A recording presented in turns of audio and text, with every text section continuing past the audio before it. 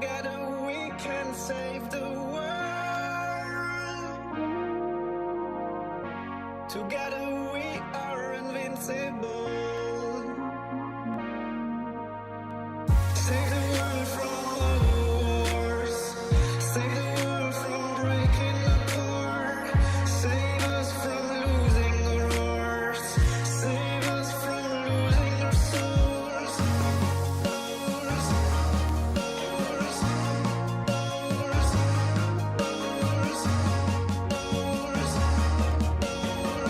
Save us from losing our souls.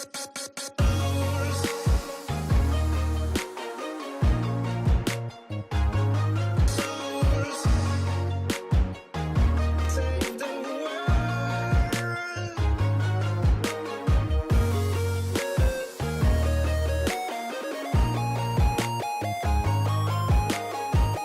Save the world from all wars. Save the world from breaking apart. Save us from losing our hearts. Save us from losing our souls.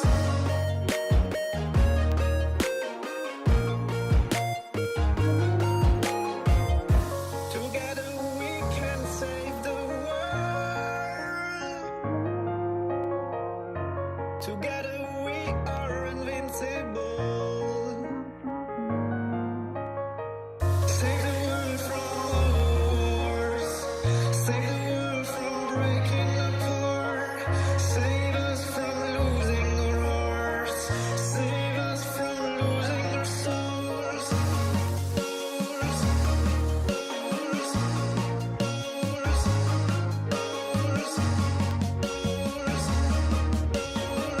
Save us from losing our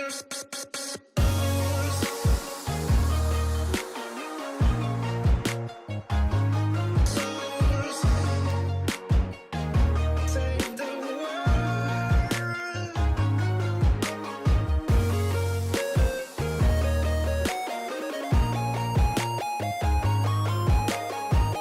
Save the world from all wars. Save the world from breaking apart. Save us from losing our hearts. Save us from losing our souls.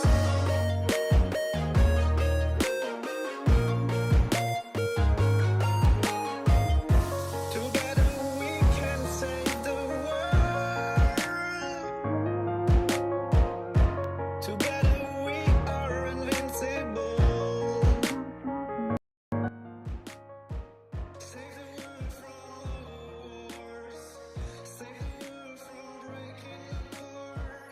Save us from losing our hearts. Save us from losing our souls.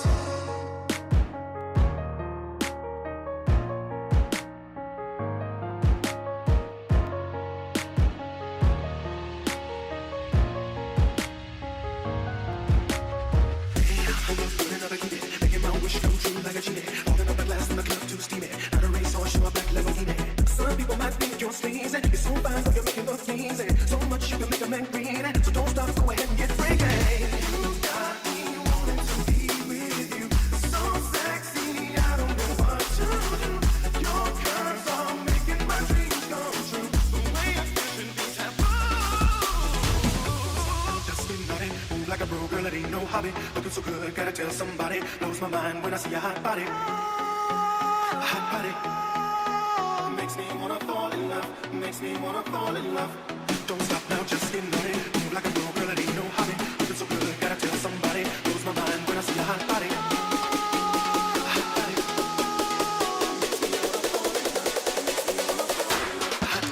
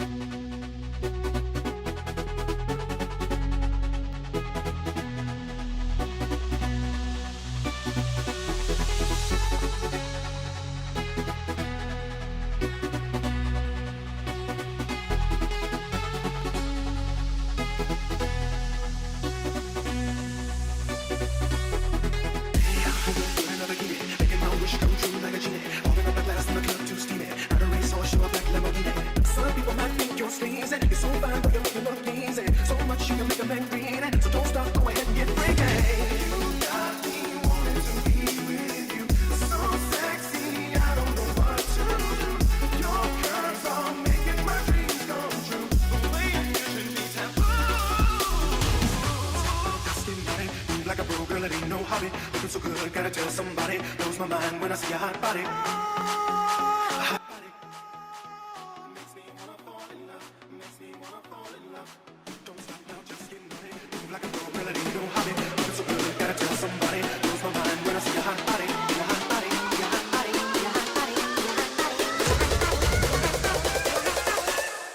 One, two, three, into the floor. Checking out your moves as I walk through the door.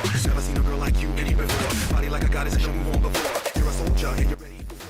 Got a lot of junk in the trunk, you're hardcore. I don't wanna stop, I want you to know that you got a little something I just can't ignore. So go ahead, girl, take your time. Shake it like you need it, girl, let it all shine. Body like an hourglass with this one fine. And if you wanna kick it, girl, give me a sign.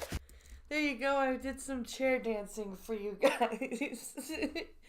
Happy Monday, everybody.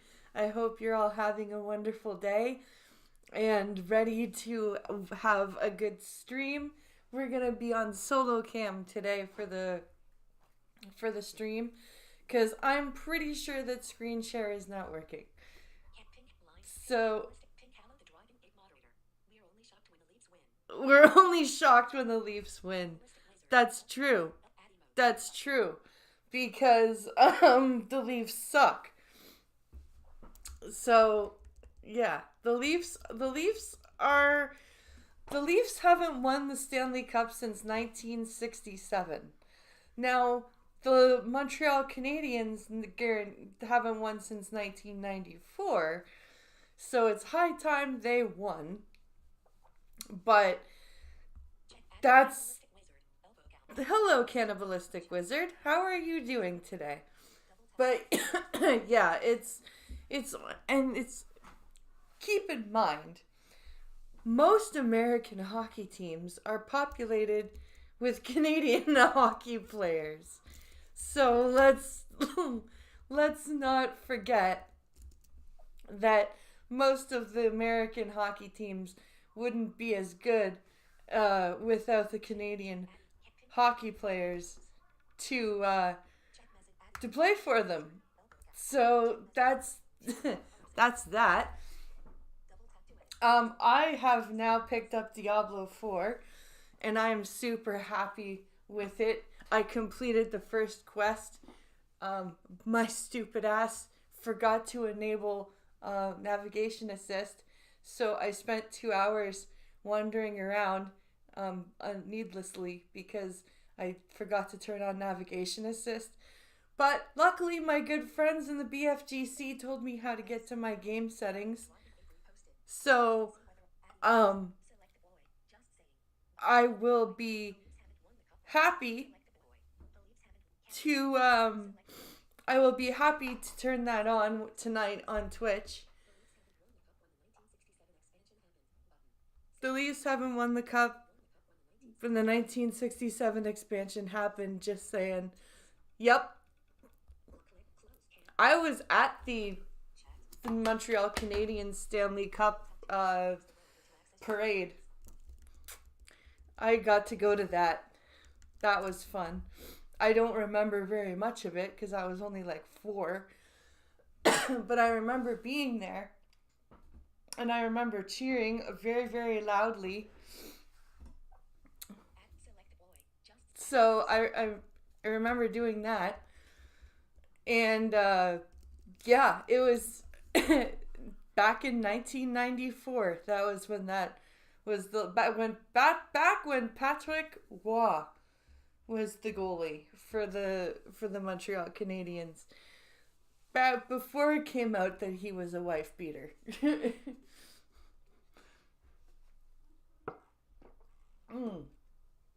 Yummy, yummy coffee.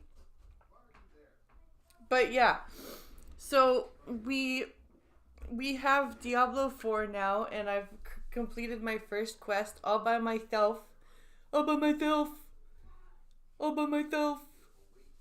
So that's a happy thing. And I cannot wait to get back into playing it. I picked a rogue class. Push 8. Hit 8? Okay. Of course it's not. Nope. Of course not. Mouse. Because I have to go in here and read Ow. all this shit again. But yeah, I was just talking about how my I was listening. Okay. What was I gonna say? I don't know. Oh yeah. And I was reading an article today that you sent me about the Liberal cabinet. A third of it, 50 MPs want Justin Trudeau to resign, and they think that a new leader will make them win the next election somehow. I don't know how, but I'd say play 50 mission cap, but UMG are assholes. Yeah, they would. Yeah. Which is stupid because they're Canadian, I'm Canadian, and I wouldn't just let it play. I'd like talk and react and add transformative bullshit to it, but no. They have to strike everything. But yeah, so 50 members of parliament now want Trudeau to step down. Anthony Housefather out of Quebec, he's, I think, the House Leader in the Liberal House Leader, if I can remember correctly. He wants Trudeau to step down and thinks that a new leader would help them win the election. I don't know why. I don't know how they think that a new person's gonna fix anything. Because they've done so much damage to themselves. There are so many members of parliament in that party right now that have done and said so many things that make nobody want to vote Liberal. It's bad. And I think that they don't understand how bad it is for them. I really don't think they get it. They just it's so sad to see how delusional they are. And just to see how far behind the rest of Canada the Liberals are, because even the ones that want Trudeau to step down still think they have a chance of winning the election if they have a new leader. And it's sad. It's sad that they think that. It's very sad, because there's no chance in hell. Especially now, like, nobody's gonna vote for the Liberals. There's gonna be a few people that vote NDP because they don't want Conservatives. But wouldn't it be weird if the NDP were the opposition party? That would be so strange. If the NDP ended up being the opposition party because people were so disenfranchised with the Liberals that they either voted Conservative or NDP. That would be insane. For the first time ever federally, the NDP being an opposition party, as in direct opposition, that would be insane. But we'll see. We'll have to see. We have to wait until January for the non-confidence motion to come in. And yeah, that's basically what we have to wait for. So, what are we going to do here? Which side of the blue sky has a bot problem and Mark Hamill is losing it? Yeah, Mark Hamill. Mark Hamill really is losing it. Poor Mark Hamill. Poor Mark Hamill. He's just, I don't know what his problem is. Like, it's okay to be political, but he has just lost it in general. So let's take a listen. Hey guys, welcome back to Clownfish TV. This is Neon. I am here with Geeky Sparkles. Hey. And we're gonna talk a little bit more about Blue Sky because the mainstream media seems to be turning on it. Oh, really? Really? The mainstream media is turning on Blue Sky. That didn't take long. Even more, they're saying that they're having growing pains. They're saying that they've got bots on Blue Sky. Shocker. Shocker. Shocking. So it's Bots on Blue Sky? No way. It's almost like bots are everywhere on the internet and you can't escape the freaking bots. basically turning They're- into Twitter oh. 2017. Just that's what they wanted, right? That's what they wanted. So we're going to talk about that. And then we're going to talk about Mark Hamill. Speaking of Blue Sky, he Oh, that's a left. lovely picture. He left. He left Twitter/X for Blue Sky. It didn't get much better for him over there, I guess. But yeah, he talks about why he basically lost his shiznit after the election. Because he's like uber tribal about this shit. And he threw all of his eggs into the Kamala Harris basket. And when Kamala Harris lost, he had no idea what the fuck to do with himself. And I think he's too That's far my gone. guess. I I love think how he he's was way being too far insufferable weenie and before the election, and then as soon as he doesn't win, or the people he wants to win don't win, he like has a meltdown as like a complete tantrum Yeah. child on there. You know what I mean? Like, I'm not gonna does. talk to you now. I'm muting you all because they're like, hey, Mark, because he was being a complete butt He before. was right before the election. He was putting up. He put up a cartoon. I remember of like the Statue of Liberty flicking Trump off or whatever. And it's like no, he's like, It was oh yeah, like tomorrow's every the other day. So he was egging people on before the election. He was dishing it out. But after the election, when his person lost and people were doing the same thing to him, oh no, no, no. Don't you dare do that. I don't like that. It was that was his Constant. personality. I would say he became more insufferable than George Takei. Yeah, he's not. He's like the Holy poster child for Jesus. TDS. Pretty much like That this is. I need to unfollow George Takei. I still have him on my list somehow. And like to say that Mark Hamill is more insufferable than George Takei, that is impressive, sir. How do you because George Takei is super insufferable. He is just unbelievably every time I hear my screen reader say George Takei, I just swipe past it because I just don't want to hear what it says anymore. It's just so out of touch and so whacked that I don't even want to hear it. This is his personality now, right? I mean, twisted and Evil. lost. I think he's just Twisted lost. and I think Mark is you want to talk about like an old man screaming, "Get off my lawn!" This is pretty much like, "Hey, Republicans, get off my lawn." I just think it's funny because he was Am I just being lying? insufferable before it, and then being a complete butt. Yeah. And then after Harris didn't win, he just I'm not gonna talk to any of you now. Yeah, it's sad. I mean, I'm hoping he doesn't drag that. Well, I'd say he doesn't drag that to comic conventions, but we know Oh, he he does will. because he's made comments. Yes. He absolutely will. I guarantee you, I could see him. And did you vote for Harris or Trump? You know what I mean? When he's signing autographs, who did you vote for?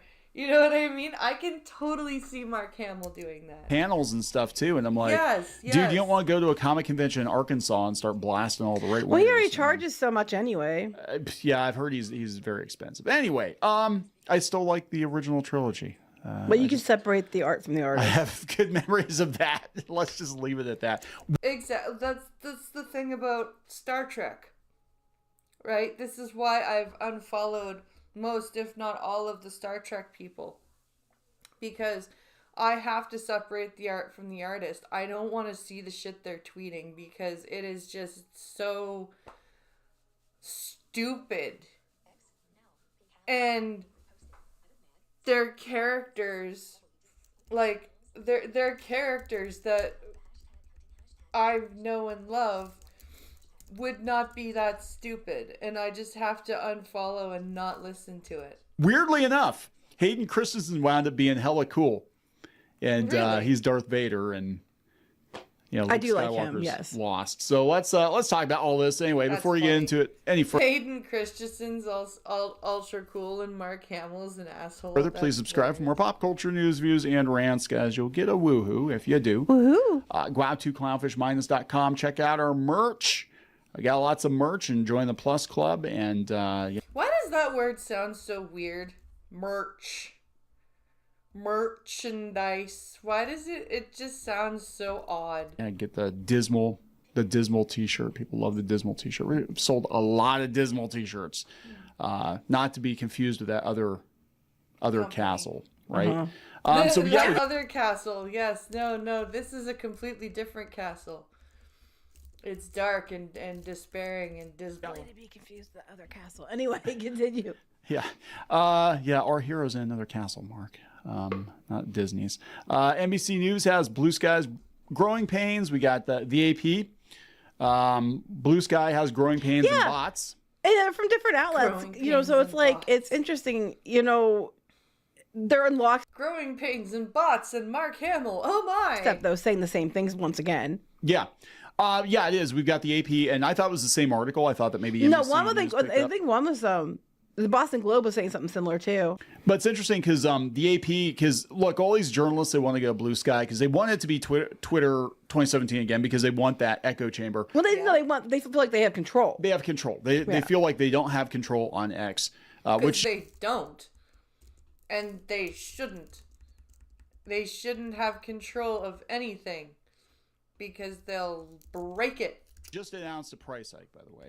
They're going up a couple bucks a month now. But they're talking about the growth. They're like, oh, it's tremendous growth. I'm like, actually, there was a whole bunch of people that left after the election and then just kind of flatlined because I think all the people that wanted to leave left.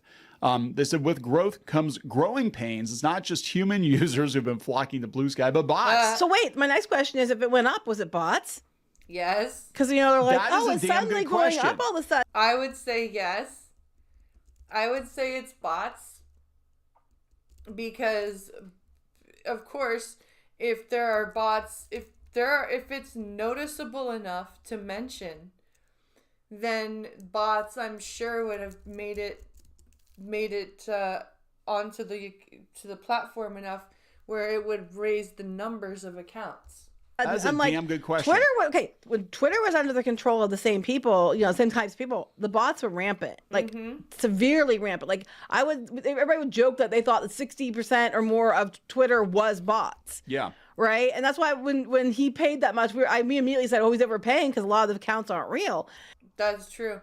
There was a lot of people that said that. And what you found out. So if their numbers are going up And then and they're you saying they get have a a bot huge problem, bot are their numbers going up purge. for real people, or are the numbers going up because they're bots? Because either the Blue Sky themselves or people, want to use it, or they're trying to make it look bigger than it is. I'm not saying, I don't know. I'm not saying they are. I'm just saying I have to ask. I don't know. Oh, like, are they padding the numbers with bots? That would be interesting. Could you imagine if they were doing that? I wouldn't be surprised. They said, it includes bots designed to create, this is laughable, I know, it is funny. to create partisan division or direct users to junk websites. There's no partisan division, because if you have any opinion other than far left, Bots they immediately, start. created to produce partisan division on Blue Sky? Where's their division on Blue Sky? You or, I think, keep you Everybody quiet. that has a different skyrocketing opinion user gets base now banned. surpassing 25 million. And how many of those are bots? Actually, now it's down to 24.8, but okay. It's the biggest test yet for a relatively young 24.8, platform that has branded itself as a social media alternative free of the problems plaguing its competitors. No, Like, it's The problems. What? How is it free of those problems? Explain that to me. not free of the, Republicans. it's not free of the problems. Free of That's just Republicans. it's not free of the problems. It's exact same problem. So bad so that they're so insufferable on the left that even people that are on the left leave because they can't take the purity tests and bullcrap. Yeah, they said that according to SimilarWeb, Blue Sky adds 7.6 million monthly active users in November an increase of 295% since October. Right, but they keep going on about November. Okay, what about now? But yeah, now it's almost the end of December. You know what I mean? Like, what are the numbers for December? That was a month ago. What about now? Yeah, so this is interesting, though. This kind of goes along with the last Blue Sky video we did where Inc. was actually saying this is not sustainable. They said they got this spike in attention. They've crossed the threshold where it is now worth it for people to flood the platform with spam. Yeah. Says this is an assistant professor of computer science at Northeastern University, but they don't have the cash flow. They don't have the established team that a larger platform would, so they have to do it all very, very quickly. Actually, they're overwhelmed with moderation requests. Yeah, and- so bots and spam would be easy to get through. Oh, very easy. It's Oh, that makes sense. They don't have a big enough team to moderate all this shit, so it's easy to just flood with spam and bots. It's easy on Facebook now. Facebook is like, it's ridiculous. I don't even know what's real on Facebook because it feels like it's a ghost town with a bunch of bots. It said to manage growth for its tiny staff, Blue Sky started as an invitation-only space until it opened up to the public in February. That period gave the site time to build out moderation tools and attract new users, such as starter packs, and they're going to be doing that next. But they said compared to bigger players like Facebook or X, Blue Sky has a quite different value system, Okay. says Claire Wardle, another professor at Cornell University. That sounds like a Pokemon name. Wardle. You seeing a pattern here? Yeah. They're only talking to academia. And she's an expert in misinformation. This includes How giving do you users be more an expert in misinformation? That's interesting. control over their experience. Weirdly enough, I would say that X has actually become the best platform to combat misinformation because they have community notes and they can actually correct somebody, especially if it's a public figure. Correct Community them. notes is awesome. I really enjoy community notes. They are sometimes very brutal, but they're great. In real time and say, no, actually, this isn't what happened. Here's a link to what actually happened. Yeah. We have journalists like putting quotes up for other things, and they're getting dogpiled like they're wrong thinkers, and they don't want. There's no way to correct that, even though they didn't say it. They just got the blame for it.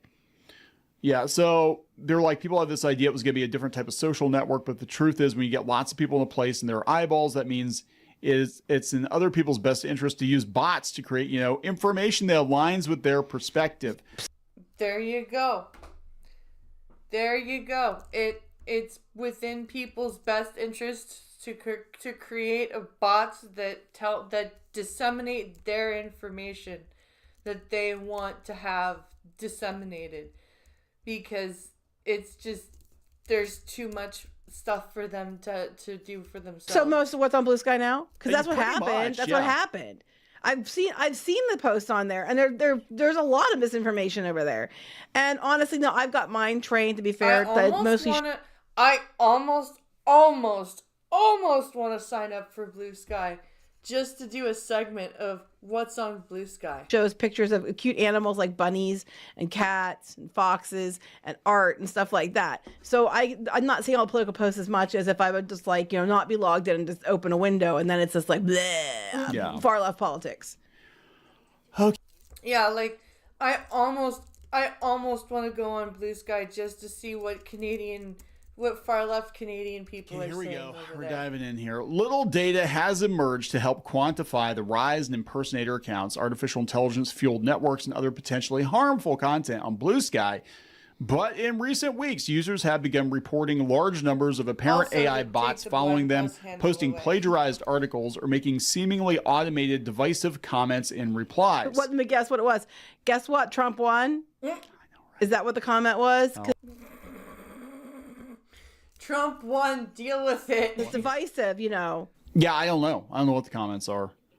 Oh, God, here we go again. Lion Cassens, a Blue Sky user and doctoral candidate in the Netherlands, again, academia, found one such network by accident, a group of German language accounts with similar bios and AI-generated profile pics posting in replies to 3 German newspapers. I know some weird replies under a news post by the German newspapers at Die Zeit. He said in an email to the AP, I have a lot of trust in the moderation mechanism on Blue Sky, especially compared to Twitter since the layoffs and due to Musk's more radical stance on the freedom of speech. I mean, You mean the existence of freedom of speech? Is that what you mean by the more radical opinion of freedom of... Oh my god. You mean the fact that people should have the ability to speak freely? Is that the radical position? there actually is some. No, I would argue the opposite. I would argue the opposite. I have more trust in moderation mechanism on X because they actually have a moderation team that knows what they're doing. I mean, they make mistakes, but there's at least a team in place. I would also argue that they have done all kinds of things to try to alleviate some of the bot problem, where Blue Sky doesn't have the resources to do the same. So that would be, you're supposed to be a doctoral student? This is common sense. You don't need a Yeah, but that does... PhD doesn't necessarily mean smart. It just means they can read a book. doctorate to be able to figure out that that's bullshit. Blue Sky posted earlier this month it had quadrupled its moderation team to keep up with Earlier this this growing month. user demand. Now, here's the thing. This is Clear Sky, and this shows you like who's the most blocked and who the top blockers are. This dude here, or dudette, or dude's ear, I don't know. 584,000. Yeah, that has Blocked to accounts. Jesus okay, to Christ. block this many accounts, you cannot be doing anything all day except going around blocking accounts. Is there anything... Yeah, is there anything you're doing besides blocking people? Do you interact other than block? Or you're a bot. Or you're... Yeah, or I you're think a it's bot. hilarious, though, on some level that Brianna Wu is one of the most blocked people on Blue Sky. Brianna Wu Brianna actually, Wu. despite doing a couple videos agreeing with Brianna, has me blocked. And I don't know why. Because I've never interacted with him. I have no idea. But That's funny. That Brianna Wu has Neon blocked, but Neon's agreed one of with the most her a blocked couple times. accounts, Brianna Wu. Like, this is where we're at. Oh, my God. Blue Sky, whether they like it or not, they're being pulled into the real world. It needs to quickly prioritize threats and work to mitigate them if it hopes to continue to grow. And they're talking about the Russians using it now. The Blue Russians? Sky is trying to... Not the Russians! Oh God! The big bad Russians are using Blue Sky. not be all things to all people. Quick! So we're trying to keep everybody happy. There's Days no of way. keeping everybody happy is over. Social platforms are increasingly splintered along political lines. When they aren't, see Meta's platforms and companies behind them are actively working to de-emphasize political content and news. They're basically, they want to be a left-wing echo chamber, just like Twitter 2017, but they're mad that they're getting bots now. Well, Yeah. that's going to happen, but then somehow they're getting bots, and they're raising the question of, is it moderated correctly and everything else? But followed by someone saying, "Oh, it's way better than X." No, Yeah. It's way better than X, even though it's moderated less than X. And you can spam and bot it's more really than not. you can on Because X. at least on X, you legitimately have the free speech as opposed to Blue Yeah. Sky. But like you said, their community nodes are on X. They have their own moderation team. They are lacking. A Blue Sky yeah. by their own admission, they have been lacking. They just hired more people. Yep. So, and now they got a bot problem too. They said when they briefly banned X in Brazil because there was a dispute with Musk and Brazilian government, they had a whole bunch of Stan accounts. Go over to Blue Sky. Like, good luck with that. Good luck with that. That led to an influx of copyright and complaints, leaving Blue Sky's slim moderation team to sift through which posts to keep and remove. While the ones that are like, hey, you don't like my whatever thing I'm a fan of, go kill yourself. That might be That's- one of the first ones you want to. Yeah, you might want to, actually take care of those posts. The ones that call for people to end themselves. You can take care of those. Want to remove. Yeah. Scammers have followed the migration of social media users from X to Blue Sky. Sean Gallagher, principal threat researcher at the cybersecurity company Sophos, told NBC News over the past few weeks there has been a rapid increase in scam activities. Oh. Many are romance and pig butchering scammers who follow. What the hell fuck is a pig butchering scammer? is a pig butchering They're scammer? going to tell you. Who They- follow the same yeah. playbook they use on other social media sites, posing as romantic prospects in the hopes of establishing a fake relationship with a victim they can later exploit for money. Pig butchering. Apparently, they've been aggressive at shutting down fraudulent accounts. What the fuck? A fake relationship with a posing as romantic prospects in the hopes of establishing a fake relationship with a victim they can later exploit for money. Pig butchering. That's pig butchering? That sounds. I thought that was catfishing. Apparently, they've been aggressive at shutting down fraudulent accounts. But they have a bot problem. So you're aggressive on fraudulent accounts. There's a big rise in scammers, which is going to happen. Yeah. But then you're bragging about how many more subscribers you have. Well, again, how do we know how many of the subscribers are real now or how many of them are fake? They're scammers or bots or whatever. Yeah. How many actual people? How many real people are on Blue Sky versus how many real people are on X? Far right X account lives in TikTok, which is known for targeting trans people. Oh, they're going to Criticized get themselves lives in in trouble Blue for Sky that. on Thursday. You have to prove that. Yeah, actually, as far as I can tell, they criticize every stupid person on TikTok. Well, they have to move into the Blue Sky space though, because we don't know if TikTok is going to be around in a couple of weeks. Yeah. The TikTok is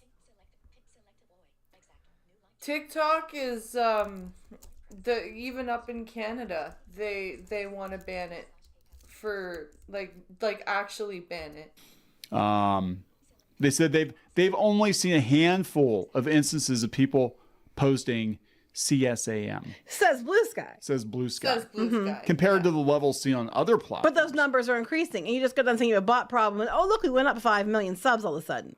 Yeah. And I bet they're going to go up a whole bunch more, but it's not how many of them are real and how many are bots. Because everybody's finding out about it and they're running scams over there now. Yeah, they said that they don't have any kind of verification for celebrities. They have fake Ellen DeGeneres, fake Oprah Winfrey. That's awesome. No verification for celebrities. That's brilliant. So the real celebrities have accounts, but then there's also fake celebrity accounts. And there's nothing they can do about it. Yeah, so basically everything they had a problem with on Twitter, it's happening over on Blue Sky. Shocker. So, oh my God. So let's talk about Mark Hamill, who left X in a huff after the election, and I think he's just too far gone. I don't think there's any coming back from Mark Hamill, but No. this is coming from the X account Autism Capital. Mark Hamill completely off the deep end. I was devastated. I wanted to get rid of the Electoral College. It's remnants of slave days. I stopped reading responses to my tweets. I muted like a mofo. Right. I muted for 40 minutes. Who cares if I lose a role? Because You know, it's interesting. Every time a side loses in the States, they want the Electoral College gone. When the Republicans lose, they want the Electoral College gone. When the Democrats lose, they want the Electoral College gone. It's so fucking amusing to me. why? Why? Because you kept talking shit, and then when it didn't go your way, people were coming back at you with the same stuff you were throwing at them, and then you muted because you couldn't handle it because you were dished out but can't take it type thing. You know? Yeah. So here, let's listen to a little bit of this here real quick before we wrap up. But Okay. he's not gonna find. I don't think he's gonna find what he's looking for over there either. I think No. it's just like you're gone, Mark. You're gone. He doesn't care if he loses his role, so What roles? exactly. Yeah, what roles has he got? They're not gonna hire him as the Joker voice anymore? Is that what he's afraid of? I'm just saying. Like other than the Joker and Luke Skywalker, he hasn't really done a whole lot. I mean, No, Skeletor. oh yeah, Skeletor. Yeah, does that count? Battlebone or Skeletor. Battlebone. Okay. Response. You just No. can't. You can't. And someone said to me, my daughter would say, "Daddy, you shouldn't tweet God, he politically sounds so much rough. because people get so angry." Yeah. He sounds so rough. He sounds just exhausted. And so I wrote a tweet that I said, the people complaining about my Trump tweets have to understand. I love my country and I feel it's my patriotic duty to oppose Okay, this pause. sociopathic. Okay, and Mark has to understand that people Sociopathic. might have the opposite opinion because they love their country and they feel it's their patriotic duty to call out some of the BS that he was posting. Yeah. I mean, potato there, Mark. Potato. You know, it's interesting because James Gunn, like, I know a lot of people don't like his politics. You know, a lot of people that listen to our channel don't like his politics or whatever. But he actually said that he's hoping the Superman movie will unite people. Now, hopefully, it unites people the right way, and it's not like, yeah, let's just make fun of Guy Gardner for. Yeah, I don't know if the Superman movie is gonna do that. It might unite people in anger about how bad it is, but I don't know if the Superman movie is going to do the unioning that James Gunn is hoping for. Well, it is uniting them the right way in that regard, because that haircut's everybody's terrible. like, yeah, trailer looks all right, but Guy Gardner, God, what were you thinking? What were you thinking? Well, I forget the other word, whatever it was, with every fiber of my being.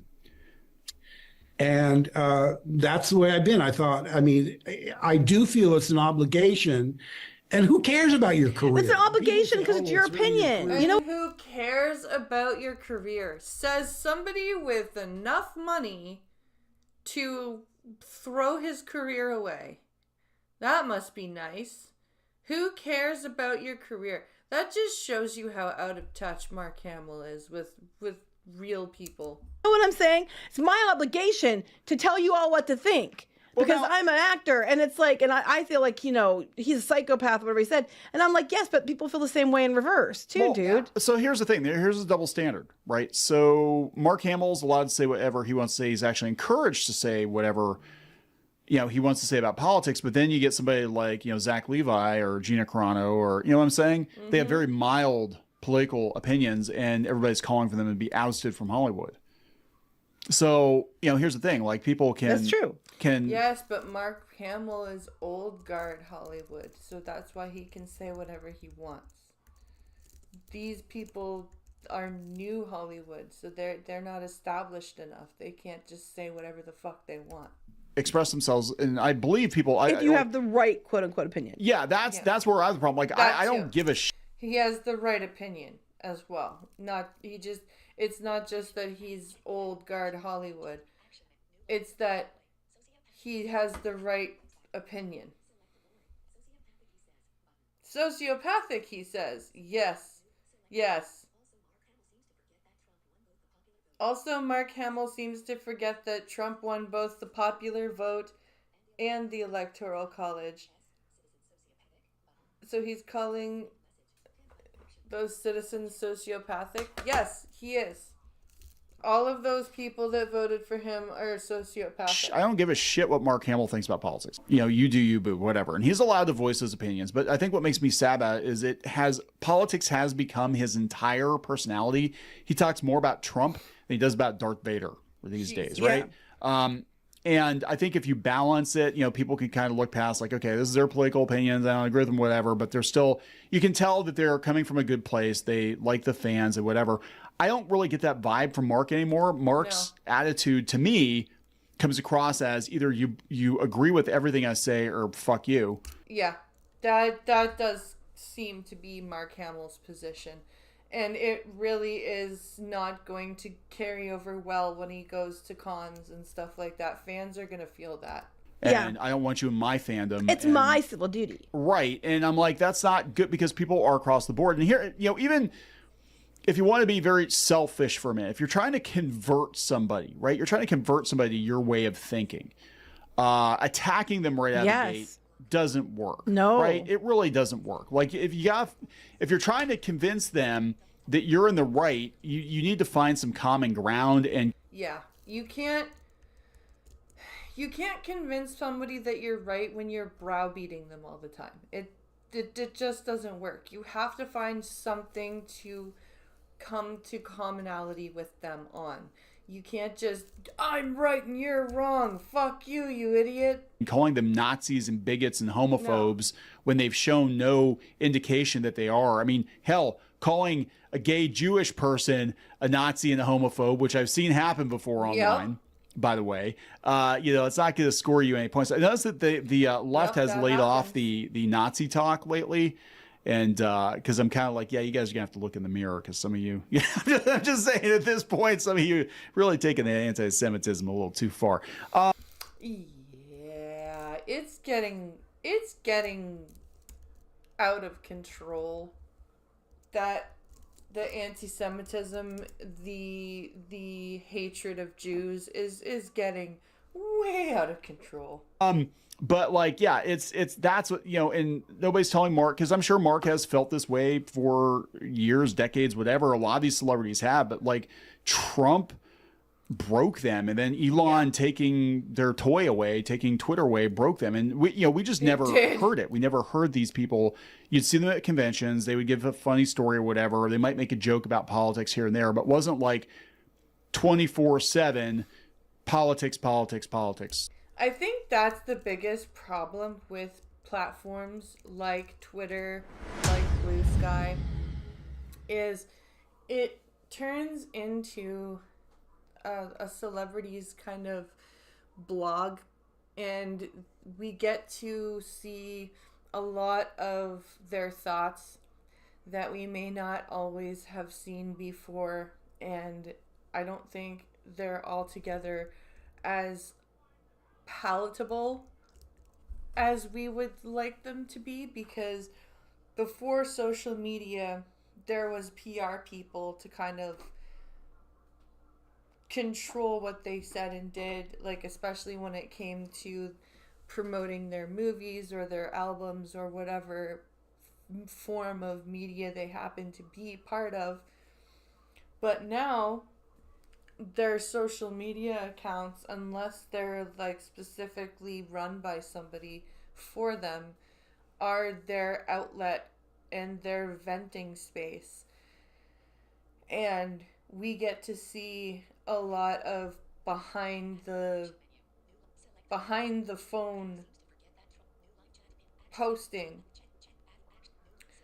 We kind of get to look behind the keyboard, so to speak, at what these people are saying and thinking, and it's not necessarily pretty, and it's not necessarily what we even want to see, because it's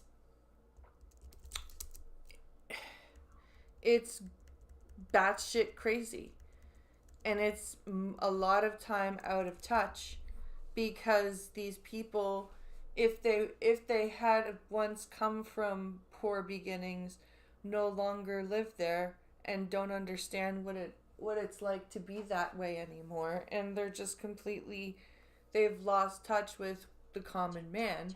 So any of their thoughts are just from their point of view, and nobody really understands the rich and famous point of view except another rich and famous person.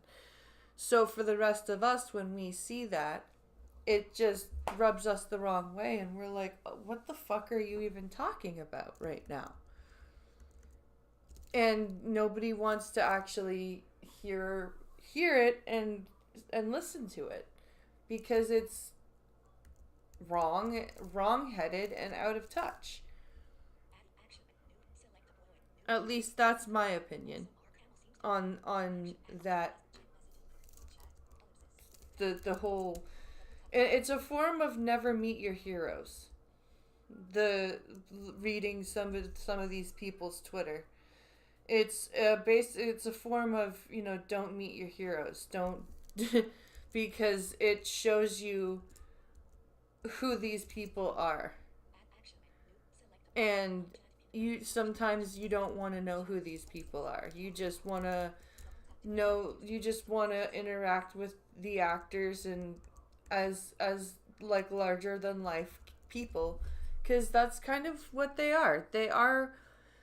Celebrities are larger than life. That's what they've achieved. They've achieved larger than life, bigger than usual sums of money, bigger than usual lifestyles, and it's just they've come to, like, we are just different from them, and I'm rambling, so let's change to the next video. This is called The Biggest Scam in YouTube History. I don't know what this is about. This is from Moist Critical, so we're gonna take a look at this and see what it's about. Title's not clickbait. The biggest YouTube scam has just been revealed by a channel called Megalag. I Okay. highly recommend checking out the full video. This is extraordinary work. It was a multi-year investigation that he conducted, and his findings could make even Enron's accountants start sweating. It is gross how bad this company he investigated is. And it's a company you've all heard of. It's a company I have used for a long time. Honey, you know that free Wait, the Honey, like the plugin that you get deals with? That Honey? you've all heard of. It's a company I have used for a long time. Honey, you know that free browser extension that's supposed to be going and getting you coupons at checkout to save you Yeah. money on purchases? The one that has that playful piece of shit mascot that's just a diet Microsoft Clippy whom now I can't stand to look at after learning about how atrocious this scam is? Yeah, that Honey. Holy shit. What the fuck did Honey do? The one that's owned by PayPal that they purchased for fucking scam is? Yeah, that Honey. The one that's owned by PayPal that they purchased for fucking 4 billion clams. Turns out it's all a load of fish paste. Honey, more like phony, cause Wow, what the fuck? This is insane. This is crazy. I'm glad I'm watching this. it's all fraudulent. Now, of course, I can't say that from a legal perspective, but from a common sense perspective, after everything I've Oh, okay. Well, let's go watch the whole video then.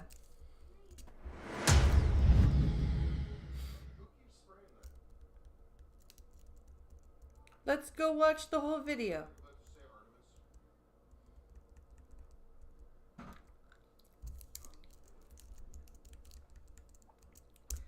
Do do do do do do do.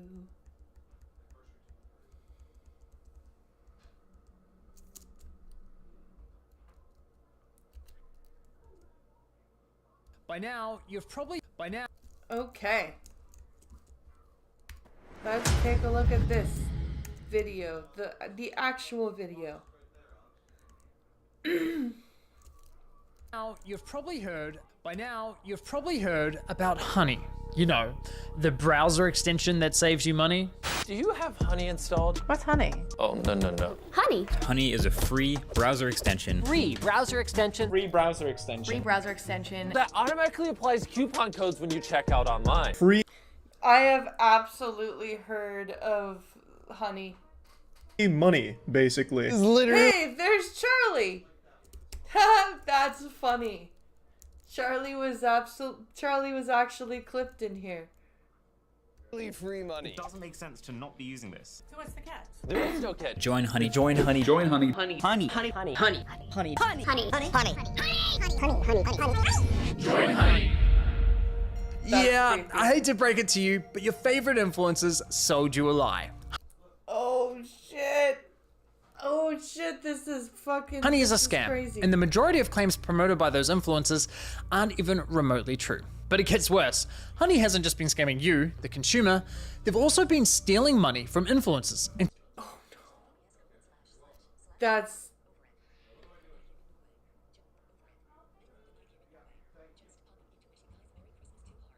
Thank you over it.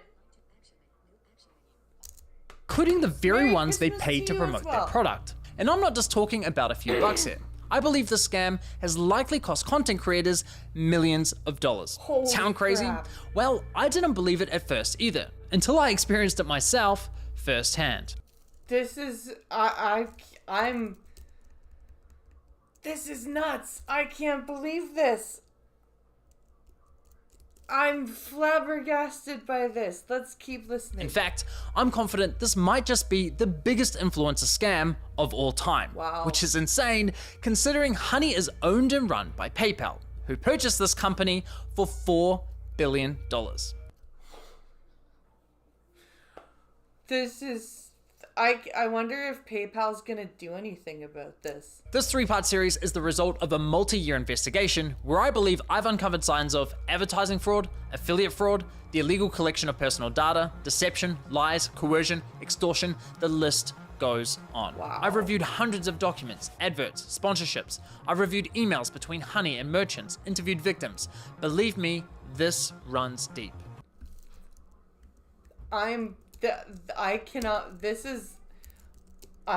I can't wait to hear this. This is gonna be. I'm gonna probably stop pausing Now, this. I want to be much clear. and just The views, listen. allegations, and conclusions expressed in this series are my opinions, based on evidence I have gathered, which will be shared throughout. With that said, ladies and gentlemen, this is the Honey Trap. Honey trap. Okay.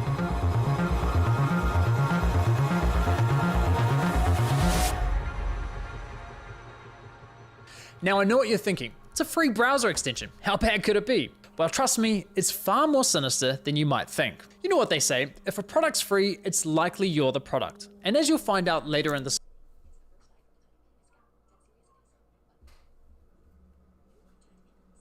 Honestly, this is the first time I've heard of Honey being a scam. Me too. investigation, that remains true for PayPal Honey. Now, like most people, I too fell for the lies. I mean, what's not to love about a free browser extension that saves you money?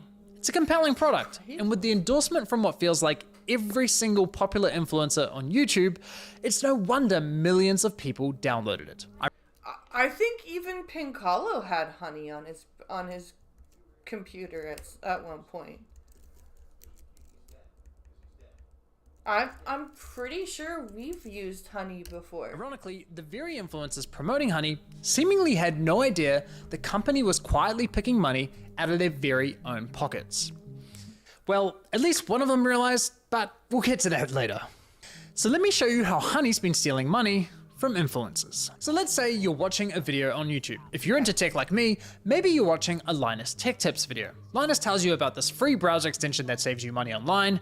You install it in 2 clicks and boom, you have Honey. Perfect timing because it just so happens you're looking to buy a new CPU for your computer. You come across another Linus Tech Tips video and after watching, you're convinced you should buy the one recommended in his video.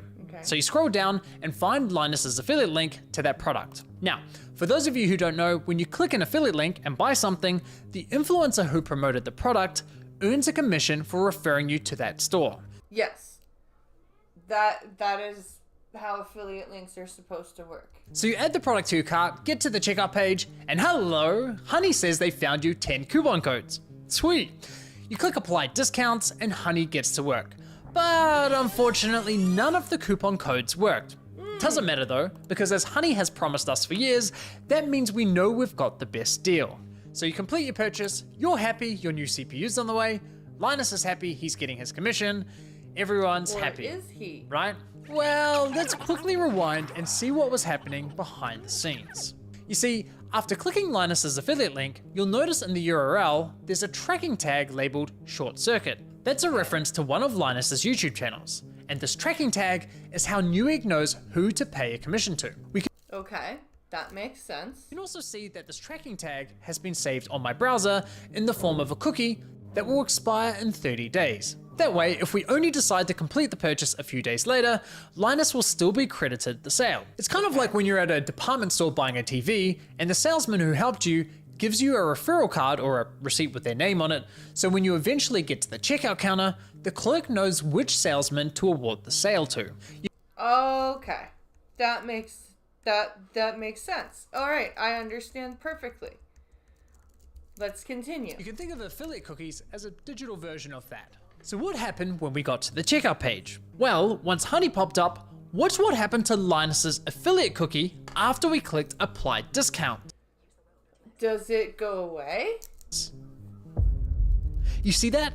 Honey came in, removed Linus's affiliate cookie, and replaced it with their own, claiming credit for the sale and pocketing the commission money for themselves. Those sneaky bastards. So they come in and they steal the commission because you tried to apply their discounts. Yeah. Now, if we quickly go back again, we can see what's causing this to happen. After clicking apply discounts, what you'll notice is that in the top left corner of your browser, Honey discreetly opens a small new tab, which acts like a simulated referral click, as if they were the ones to refer you to the website. Even though you're already on the website, and at the checkout page. That's sneaky. That's sneaky as hell. You're already on the website. Why do they need to open a second referral Once that link? page is finished loading and has stuffed PayPal's affiliate cookie, the tab automatically closes, leaving you blissfully unaware that anything ever happened. It's That's- very sneaky. Oh, Now, when I come first on. discovered this was happening, I thought, there's no way. Why would all these high-profile influencers be promoting a company that is actively poaching their affiliate commissions? they don't It didn't know. make any sense. So to make sure I wasn't going crazy, I went on a honey testing spree, clicking one affiliate link after another, and it kept happening. That's nuts. That is absolutely insane. That Honey is actively stealing commissions from affiliates. But even after all those tests, I scoured the internet to see if anyone was talking about this and found nothing. Okay, there was this one debate about it on the Y Combinator forum, but nothing concrete. Besides that, virtually nobody was talking about this, adding fuel to my doubt. So I figured, screw it. I'll reach out to Honey and ask them directly. And sure Yeah. enough, they came back to me with the following. If Honey is activated and is the last program used while shopping on a site, it is likely Honey will receive credit for the purchase. There you go. They actually confirmed it, that they will receive credit for the purchase. I was right, and just like that, my investigation into Honey began. Now, some might consider what PayPal's doing here dirty or highly unethical, but personally, is. I can't see how it's anything short of fraud. I mean, just imagine something like this happening in a real-world scenario. Let's say you're at a department store looking to buy a new TV. A salesman spends time running you through your options. You decide to buy, he gives you his referral card, you get to the checkout, and right as you're about to pay, a sleazy salesman pops up going, "Hey, shall I check if I have any coupon codes for you?" Naturally, you say sure. He snatches your referral card without you ever noticing, looks for coupons, says sorry, no luck this time, but instead of handing back the original referral card, he gives you hands his. back his own. Yeah, that is exactly what Honey is doing. They are that sleazy salesman that is coming up and giving you his referral PayPal card. didn't refer the customer to the store. They didn't promote any of the products. The salesman did that. PayPal provided absolutely zero value to the customer, yet they were rewarded for the sale. But because this is all happening online, buried behind clicks and cookies and tracking data, there's little to no transparency that this is ever happening. Okay, but what if Honey had found a working coupon code? Would that make it okay for them to claim the commission? No. Honestly, no, I don't think so. The fact remains that Honey didn't refer the customer to the store, nor did they promote the product. Yeah. Look, don't get me wrong. Exactly. They didn't do any work to get the person to click the link to the product. It was all the content creator that did that. Honey didn't refer the customer to the store, nor did they promote the product. Look, don't get me wrong, I'm a consumer myself. Saving money matters, especially Yeah. when money's tight. But this scam doesn't just affect wealthy influencers. There are hundreds of thousands of small creators, bloggers, artists who rely on affiliate commissions to support their craft. Sure, you could argue that Honey may have convinced the consumer to complete the purchase by providing a discount. But let's be real, That if you're doesn't already matter. at the checkout with your items in your cart, you already have a high intent to purchase. That's like saying the cashier should get a commission because they had a coupon at the cashier at the checkout. That doesn't work for me. And again, this would never fly in a real life sales environment. No department store is going to allow a salesman to hang out at the checkout counter, casually handing out coupon codes while simultaneously Well, that stealing is some commissions slimy from the bullshit other right sales there, reps. isn't it, So Selective Boy? why are we allowing a corporate giant like PayPal to do it on the internet? Now, believe it or not, this first example I just showed you with Linus is just one of 3 scenarios in which Honey poaches affiliate commissions. And the next scenarios are even worse. Oh my god, it's worse? It gets worse? How can it get worse? That's okay. But before I show you how bad scenario 2 is, it's important you understand the fundamental system Honey is exploiting. You see, in affiliate marketing, there's this thing called last click attribution, which basically means last click wins. For example, you might click on a shoe blogger's affiliate link for a pair of Nikes, but you don't buy right away. Later, you click on a YouTuber's link for the same shoes and complete the purchase.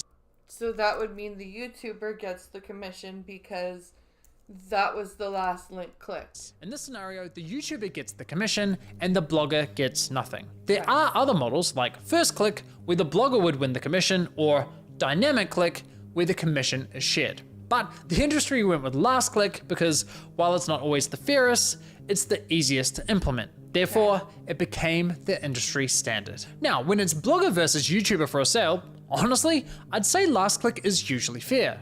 But when it's anyone versus Honey, there's no real competition. Honey pops up right at the end of your purchasing journey, virtually guaranteeing they'll win that last click. Yeah. There's no way it won't win last click because it's right at checkout. Going, hey, let me find discounts for you.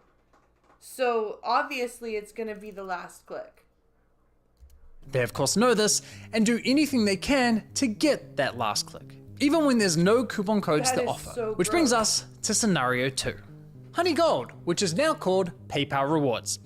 Here's how it works. When you get to the checkout and Honey Gold is available, Honey pops up and is essentially saying, hey you, consumer, click this button here so PayPal can claim the commission for the sale, and we'll share a portion of that commission money with you in the form of points.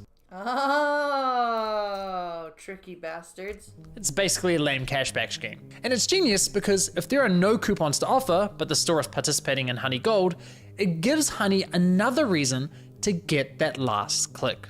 Yeah, because then you're doing the click because you want that cashback thing.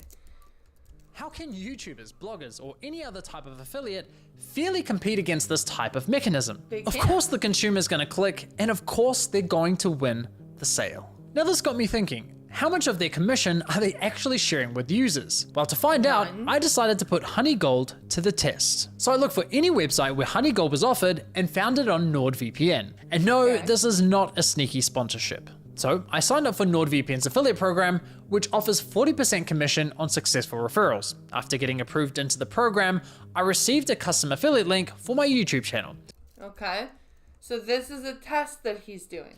Using this link, I made 2 separate purchases. For the first, I activated Honey Gold, and sure enough, you can see my affiliate cookie was replaced with Honey's. And for the second, I didn't activate Honey Gold. As expected, I was awarded a $35 commission for the sale where Honey Gold wasn't activated, and received nothing when Honey Gold was activated. For the first time, I experienced Honey poaching my own affiliate commission.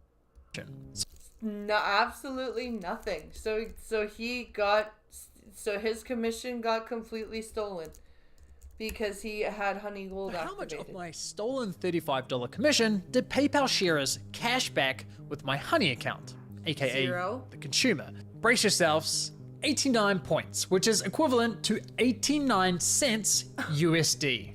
89 cents? It may as well be 0. That's right. Jesus. Honey poached a $35 commission for doing nothing and rewarded me a grand total of 89 cents. Thanks, PayPal. You really shouldn't have. No, seriously, you really shouldn't have. Yeah. Like, there's no point in 89 cents. Now, on to scenario 3. For you ladies out there, let's say you're looking for a new outfit. Your favorite influencer tries on something that slays, you click on their affiliate link and get to the checkout. But in this scenario, Honey knows it has nothing to offer. No coupon codes, no Honey Gold, yet it still pops up to announce absolutely nothing. Annoying as fuck. Naturally, you click the got it button to get rid of the annoying dancing coin, and whoa, what's that? PayPal takes the sale. What the fuck? Really? Even if you just click the got it button? Why? Because fuck you, Mary. That's your commission. That's nuts. That is absolutely nuts. Come on. How is that legal? But wait, there's more. My personal favorite is when Honey has nothing to offer, so pops up offering you to check out with PayPal, even though the option is already available at the checkout page. And of course, if you click the checkout button, PayPal poaches the sale. Yeah. Classy. As I was saying, Honey uses any excuse possible to get that last click from the user. It's absolutely disgusting. I can't even begin to fathom how much money has been lost at the hands of this browser extension. Imagine being the influencers who promoted Honey, telling your audience, who, by the way, are the most likely to use your affiliate links, to download an app that poaches your affiliate sales. That is... I don't even have an analogy for that. It's crazy. Now, to be clear, not every influencer who promoted Honey engages in affiliate marketing, so those who don't are obviously unaffected. But did any of the influencers who are engaging in affiliate marketing ever catch on to what Honey's been doing? Well, it turns out yes, at least one of them did. Linus Tech Tips, Oh, Linus caught it. who have been promoting Honey since 2017. So here's how I found this out. You see, one day I was browsing Linus's forum to see if anyone had raised a red flag about Honey. And sure enough, back in 2020, someone sounded the alarm, but it was ultimately ignored. However, in 2022, a different user noticed that LMG were no longer promoting Honey and asked the team if they had been dropped as a sponsor, to which one of Linus's employees responded with, "We ended the partnership with Honey due to the way their service interacted with affiliate links. Essentially, if someone clicked on an affiliate link and then they use Honey and search for a deal, Honey will override that tracking link even if they don't find you a deal." So it confirmed everything that this guy was discovering, that it was overriding the cookies and taking the commissions. That didn't jive with us, so we ended the partnership. Okay, so they had no idea this was happening, and it took them several years to catch on. That's quite telling, because we're talking about a tech-savvy YouTube channel that's run by a very large team. Yeah. The fact that it took them several years to figure this out, in my opinion, really underscores the deceptive nature with which Honey operates. That is true, because if it took Linus Tech Tips that long to figure it out, people who don't know much about this aren't going to know. If Linus and his team didn't know, I can't imagine many other influencers would have known either. No. Now, I have to say, as a longtime viewer and supporter of Linus's channel, I'm incredibly disappointed they weren't more public with this discovery. I get this specific issue doesn't directly affect their viewers, but surely they must have realized the wider impact this could be having on the creator community. Yeah, I'm surprised they didn't do like a video on something like that, just to warn other creators. Community they're a part of. I think that matters. And it's not as though they only promoted Honey once or twice. They did approximately 160 sponsored segments, all of which remain live on YouTube. Those videos have accumulated around 194 million views. According to my data, that makes Linus's company LMG the third largest promoter of Honey on YouTube. That is significant. He absolutely should have made a video. So yeah, in my opinion, they should have made more noise about this. Yeah. But what's truly baffling to me is that after LMG ended their partnership with Honey, they then went ahead and partnered with a company called Karma Now, a coupon browser extension that literally engages in similar behavior. Now, I did reach out to LMG about this situation, and I'll be honest, their response was not to my satisfaction. They didn't address the majority of my questions, however, they did at least provide some important context about their dealings with Honey. LMG stated that as soon as these issues with Honey were brought to us, we tried to work with them to remedy them. After a few calls, we were informed that they weren't willing to change, so we stopped working with them across all channels. So let me get this straight. One of Honey's biggest promoters goes to them and says, "Hey, can you please stop overriding our affiliate links?" And Honey They effectively said goes, no. "Nah, not happening." Yeah.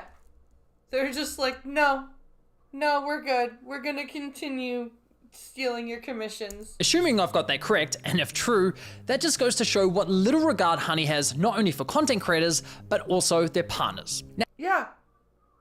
So why would you not make more noise about that?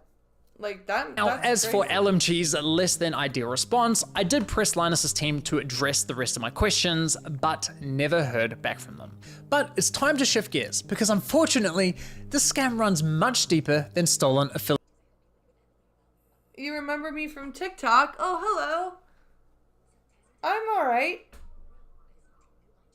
Welcome to the League YouTube commissions. channel. It's time we talk about how Honey used these influencers to sell you a complete lie. How they sold you a product that was doing the opposite of what they promised. You see, as I was testing Honey across different stores, I was encountering a reoccurring issue. When I reached the checkout page, Honey would claim it couldn't find me any coupon codes. Yet when I searched manually, I found working codes with these. And Interesting. So Honey wasn't able to find codes, but he could. even when Honey did find me a code, I was often able to find another code of better value. Kind of strange, given their claim that, Well, thanks to Honey, manually searching for coupon codes is now a thing of the past. Another oddity was that Honey would often only find me Honey branded coupon codes, such as Honey 5 or Honey 10. Of course. Because it's their code. They want you to use their Why shit. would a store only have Honey branded coupon codes? Kind of weird, right? But the biggest red flag was that when I tried submitting the better coupon codes I'd found, Honey wasn't adding them to their database. So why not? Well, eventually I figured out what was going on. It turns out that one of the key benefits for stores partnering with Honey is that they are given full control over which coupon codes go live on the platform, if any at all. I discovered this while listening to a podcast produced by Honey, which appears to be aimed at attracting new businesses to joining their platform. In this podcast, an employee from the Australian clothing store, Princess Polly, discusses the benefits of partnering with Honey. What would you say to any brand that is considered working with Honey but hasn't yet? I would say missing out on converting customers. Like I said before, Gen Z is super discount savvy. You can't ignore the fact that they will hunt for like discount codes and they might find a better deal. With Honey, you can also control the discount code percentage. This sounds like way too good to be true. Which means like they will potentially find a higher discount code on the internet. It literally lets you control like the customer journey, convert and control like the discount code percentage as well. This is insane. She's basically saying Honey is great for businesses because it encourages users not to bother hunting for coupon codes. Yeah. Basically. That's basically what they're saying. And it allows businesses to control which coupon codes are shared with consumers. Now, I was able to further verify this on Honey's website, specifically the FAQ page for partners, which clearly states, as a partner, you have control over the content hosted on the Honey platform. So yes, even if Honey knows of a coupon code that offers say 20% off, but a partnering store tells them, hey, only share a 5% off coupon, then that's the only discount Honey will apply to your cart at the checkout page. That's ridiculous. That is absolutely... Oh my god, what a scam. I mean, holy shit. Honey wasn't finding you the best deals possible. They were intentionally withholding them from you for their own financial gain. This completely invalidates Honey's core value proposition to consumers. For years, they sold you the lie that they would find you every working coupon code on the internet and apply the best one to your cart. And you have no way of knowing that it's not the best one, unless you do some hunting. But nope, complete and utter lie. They have literally been feeding you coupon codes that were approved by the partnered stores who were paying them. And can I just say, the double messaging here is hilarious. Because on one hand, Honey has appealed to consumers by promising to find the best deals possible. But on the other hand, they appeal to businesses claiming that Honey helps prevent consumers from finding the best deals. So they're like the country that sells weapons to different warring countries at this. Oh my god. It's absurd. This is ridiculous. When you think about it, this all makes complete sense. I mean, why would any online business pay Honey for sharing their highest value coupon codes with its 20 million users? That's not an appealing partnership whatsoever. No. So, to make a partnership more attractive, Honey told businesses, hey, if you partner with us and pay us an affiliate commission, we'll let you control which discount codes are shared on our platform. And we'll tell our consumers we scoured the internet and found them the best deal possible. Everybody wins. We'll lie to your customers if you pay us. It'll be great. Just not the consumers or the influencers. Yeah. With this discovery, I decided to do a thorough audit of Honey's advertising campaigns. And yikes, the ads, the sponsorships, everywhere you look, it's lie after lie. I wouldn't be surprised if this ends up going down as one of the most aggressive, shameless marketing scams of the century. Just look at this insane list of videos that were sponsored by Honey. According to my data, they sponsored almost 5,000 videos across Holy roughly 1,000 different YouTube channels. 5,000 videos across 1,000 channels. That is nuts. Racking up an unbelievable 7.8 billion views. It's crazy. So now that we have a clearer picture of how Honey operates, let's reflect on some of their claims. Honey will find every working code on the internet and apply the best one to your cart. If Honey can't find a discount code for you, then you can rest assured that there's not a single discount or promo code on the internet. It's a free. That is so absurd. Browser extension that automatically finds you the best promo codes for anything you purchase online. You literally don't spend money. Honey searches the known internet for every promo code ever used. This means you always get the best deals without even trying. What Honey does is take money and they put it in your pocket. If Yeah, sure. They take money and put it in your pocket. there is any way to save money on your purchase, they'll find it. Getting you the lowest prices possible at checkout. You are always going to get the best deal no matter where you're shopping. Amazon, eBay, Best Buy, doesn't matter.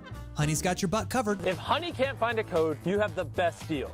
It really puts into perspective just how shady this company is. Yeah. Doesn't it? Now, believe it or not, the Better Business Bureau launched an inquiry into Honey's advertising claims. But after Honey immediately discontinued the claims for, quote, business reasons, the BBB decided to drop the case. Not good.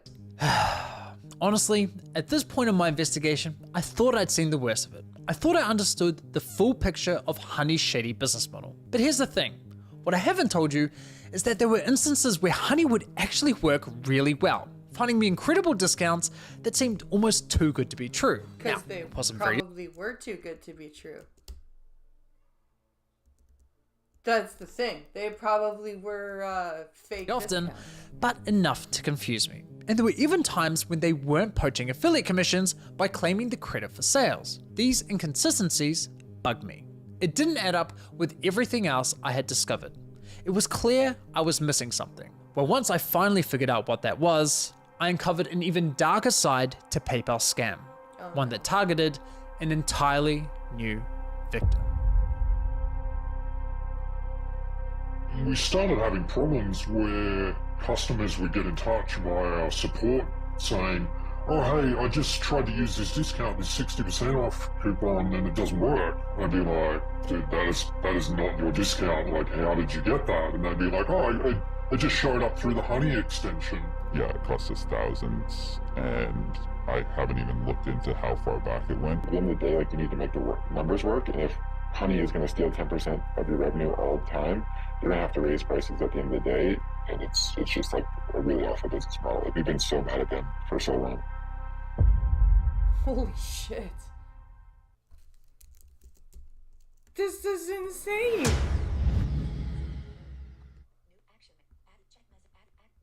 This is nuts. I had no idea. Like I said, I have heard of Honey. I have heard different YouTubers advertise Honey. This is nuts. The amount of stuff that I've just learned. Wow. That is crazy. Holy shit. That is just insane to me. I cannot even, is there another part to this?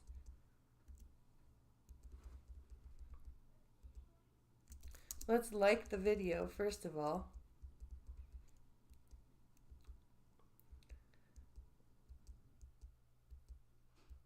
Is there more?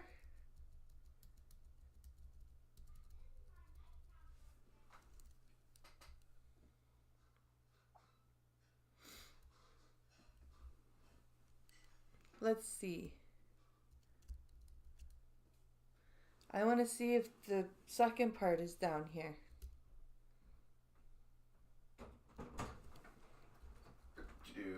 Looking for the second part.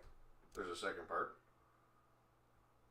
He was supposed to do 3 parts. I guess it's not done. He said this was a 3-part thing. Yeah, this is part one. Now watch the Asmongold thing, which is the next one in line. Okay. I see that he's doing. They will watch the same thing you did, about 45 minutes worth of stuff. Okay. Okay. But here, people, buy these mugs. That's my photo. Buy the mug. Yes. I'm making tea. I need tea. Coffee was not enough. What's this? So, how's it going? So, what did we learn? That they steal commission. If you buy something and through send me this article in a YouTube DMs. link, like affiliate link, and then apply a Honey discount at checkout, Honey steals the YouTuber's commission. Dickheads. Good. That's not good, but yeah, this is why. So this is about Alyssa Mercante's lawsuit. Okay. Telling me to get a load of. I've had. I don't know. I just hit play. Yeah, it is. I'm gonna do a quick break screen though because I have lawsuit between video. Yeah, it's about the lawsuit. Okay. I'll be right back, guys. Share the stream while I'm gone.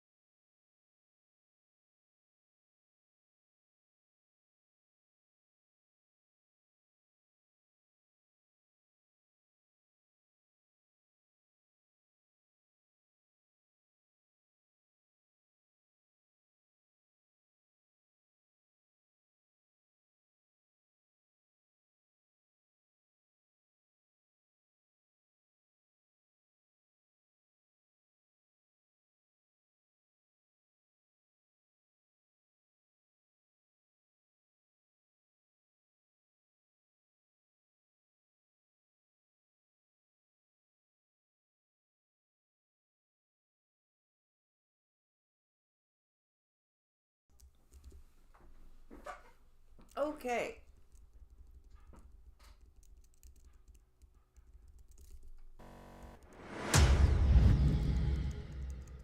Here we go.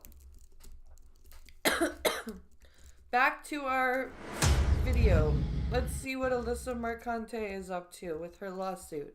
I've had a number of people tweet me and send me this article in DMs telling me to get a load of what is happening behind the scenes in news media and how a coordinated effort is being put forward right now trying to push a false agenda against me to perpetuate a fake news narrative from Alyssa Mercante. What's going on, guys? Welcome to another episode of Smash JT. A news story got published from a website I've never heard of before in my life called apparently the Brooklyn Daily Eagle, which sounds about as legitimate as any kind of made-up news website that you could think of. But this one's been around for a while. Apparently it's changed ownership, changed hands. I don't know. I don't really care to look into the background of it because a brief look shows that they have no interaction on their Twitter. No one really cares about them. It's just one of those fly-by-night news sources pushing out articles to push propaganda. But there is something very curious about this article that I wanted to take a second and point out, because I find it fascinating how they didn't even name who wrote this article when they decided to push a slander piece against me. Of course not. Why would they? That would make sense. Why would they name anything? Hit that subscribe, give me a like, and check out smashjt.com for the full article breaking down this article, because you really need to take a step back to realize exactly how this works behind the scenes and how insidiously nefarious it really is, using a fake news outlet to push a fake story and trying to get actual news outlets to pick up on that story so that you can reference said story in the court of law. That is so pathetic. Oh my god. That is pathetic as fuck. Making up a fake news story just so real news outlets will pick it up. On December 13th, 2024, a publication that I'd never heard of before called the Brooklyn Daily Eagle published an article titled Gamergate Lawsuit Between Video Game Reviewers Hits Brooklyn Court, and it presented a blatantly biased and one-sided narrative about the going-ons in the legal dispute involving myself and Alyssa Mercante. The article goes out of its way to portray Mercante as the victim of harassment, citing her lawsuit allegations to paint me as the evil bad guy figure.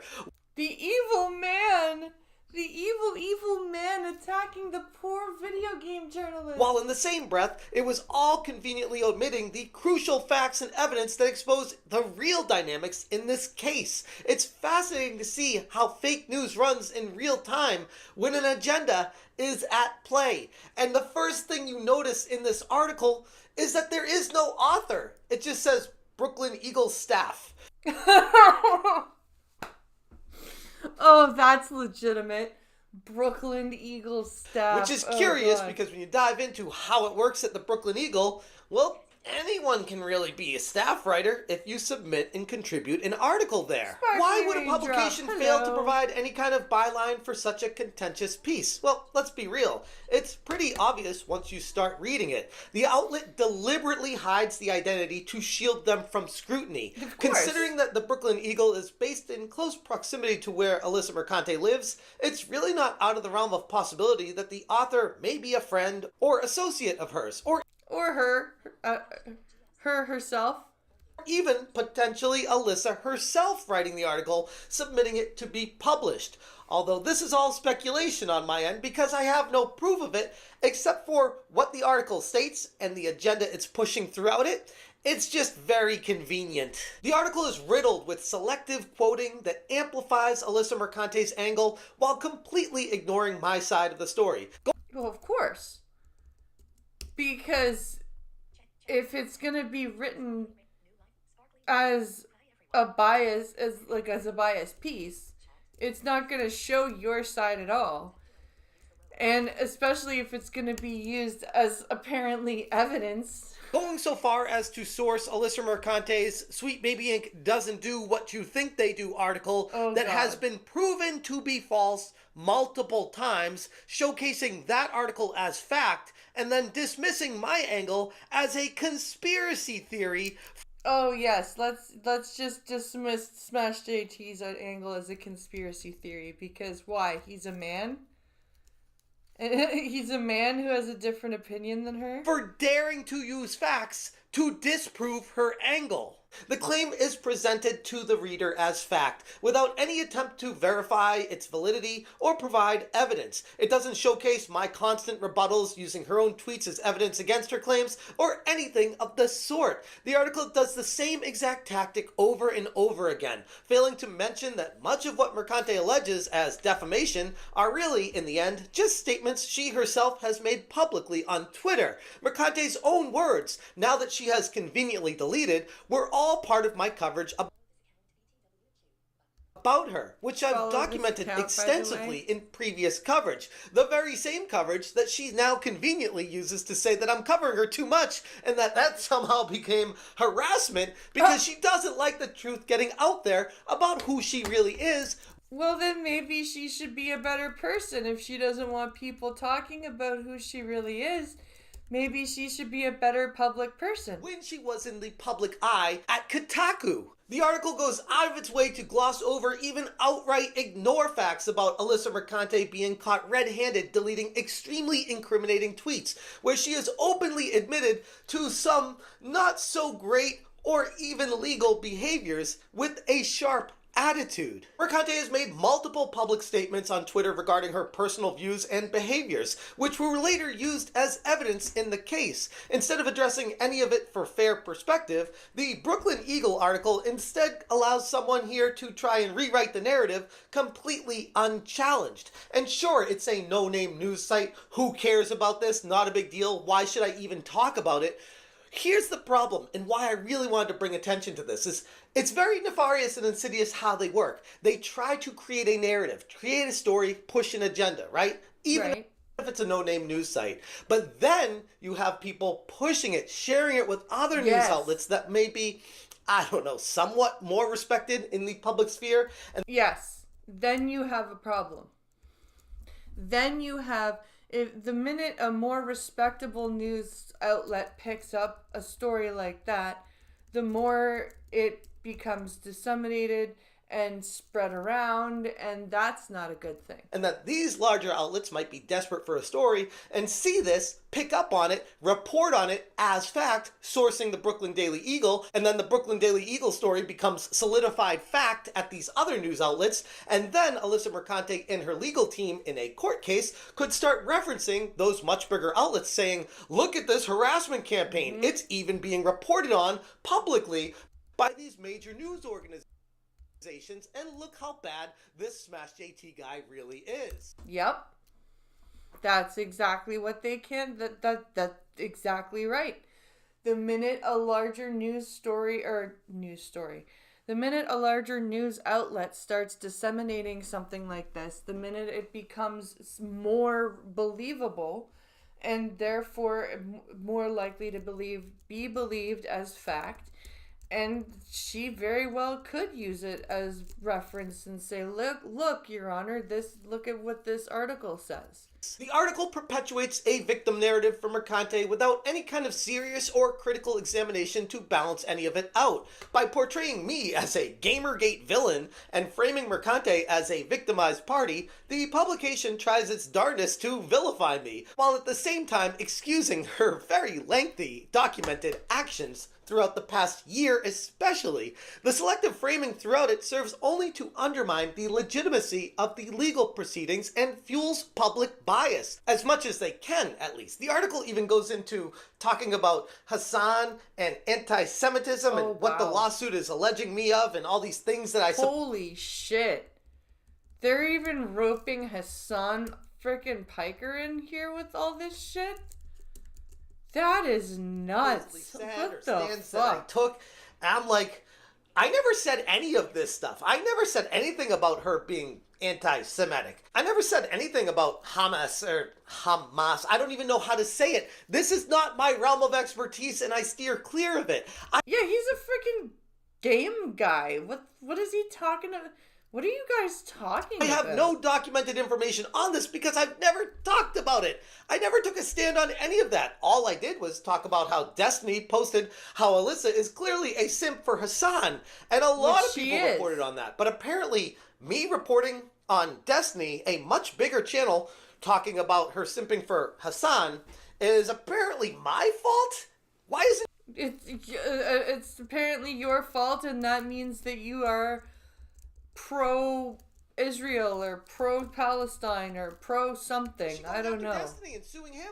Why is she coming after me? Why isn't she going after anyone else that reported on this? Oh, that's right, because it doesn't fit the narrative. Nope. The article begins like it's trying to relay information based off an alleged lawsuit and references the lawsuit for the claims being made against me. And honestly, I understand that and don't have a problem with it. The issue comes in when the article starts leaning into opinion and starts making claims about who I am, what I stand for, and assumptions about what I've said, when none of this is even listed in the lawsuit, and it's clearly someone with an opinion and an agenda trying to sway public opinion. That sounds like defamation to me. You can't just write whatever you want in the newspaper and be like, oh, well, it's journalistic opinion, freedom of speech. Like, you can't just, like, I would hope that he's got a lawyer and he's asking them if this is defamatory. The article fails to mention that Mercante has publicly admitted to the very behaviors that she now claims are somehow defamatory. Her deleted tweets, which I've extensively archived, provide everyone undeniable proof of her own hypocrisy. The article goes on by selectively framing information. By only quoting Mercante and omitting anything from my sign, the article skews the narrative in her favor. Where's the analysis of the evidence I've presented? Nowhere to be found, because that wouldn't make for a good agenda being pushed. Don't let facts get in the way of a good story. Exactly. They don't want the actual facts there because that would ruin their agenda. That would ruin the story, the narrative that they have to tell. And that is why that they're framing him as the bad guy. Without putting the author's name, there isn't any accountability for the clear bias in this piece. The anonymity of the staff attribution raises serious ethical concerns as well. Pair that with how this publication allows for user submissions, it's gotta make you wonder, where did it come from? What are they hiding? Why can't they just tell us who wrote this? Oh, okay, because they don't really care about who wrote it. They care about getting a false narrative out there and hoping, by the grace of some dumb luck, that a larger outlet will pick up on this so that they can source it in the future. I see exactly what they're doing, and I see right through them. The Brooklyn Eagles article isn't about journalism. It's a one-sided hit piece designed to vilify me and promote Alyssa Mercante's false victimhood narrative. By selectively quoting Mercante, ignoring key facts, and omitting my documented evidence, the publication has decided to engage in a slander piece against Smash JT rather than any kind of balanced reporting, which at this point, should anyone really be surprised with how the media operates? No. At this point, no. There is nothing the media can report on that. This lawsuit is about holding people accountable for the words and actions that they have used. Unfortunately, the Brooklyn Eagles bias coverage here only serves to further muddy the waters and perpetuate falsehoods. I encourage everyone to review the evidence that I've documented extensively in my videos and draw your own conclusions for who this person, Alyssa Mercante, really is, and how she's going to be in for a rude awakening when this lawsuit ever gets to court. Yeah. If the judge doesn't just dismiss the crap out of it. Politics. Yeah. That's because, like, if the judge ever just dismisses that, then there's nothing that she can do. Let's see. Where else? What else? Oh, where's the Fresh and Fit? There we go. Fresh destroys Myron in debate. This I want to hear about. This is from Abba and Preach. And I want to hear what I want to hear Fresh and Fit argue with each other. Do you know what happened? So, for those of you that are unaware, Nick Fuentes was arrested earlier today for battery. And this occurred after a woman went to his house after saying that she was going to go to his house and confront him as a neo-Nazi, etc. After the tweets, he made a tweet that went viral. I think it's like at 100 million now, where after Trump won, he put, "Your body, my choice forever." And obviously it got 100 million. It was a fucking troll. It was a stupid troll. It was a stupid troll that I can't believe actually worked. Views on Twitter. It went crazy on TikTok. Girls were doing duets to it. They were all triggered and mad at him because he said this. And obviously it was kind of funny. But, you know, the left didn't take well to it. So people doxed his address, showed his family members. People were going to his house. People were mailing shit to his house, etc. So this woman decides to show up to his house and knock on the door. And Nick basically pushes her down the steps. It was like 2 steps. He pushes her down the steps and maces her. So didn't somebody show up to his house with like guns and incendiary devices too? I thought I saw that on Twitter the other day.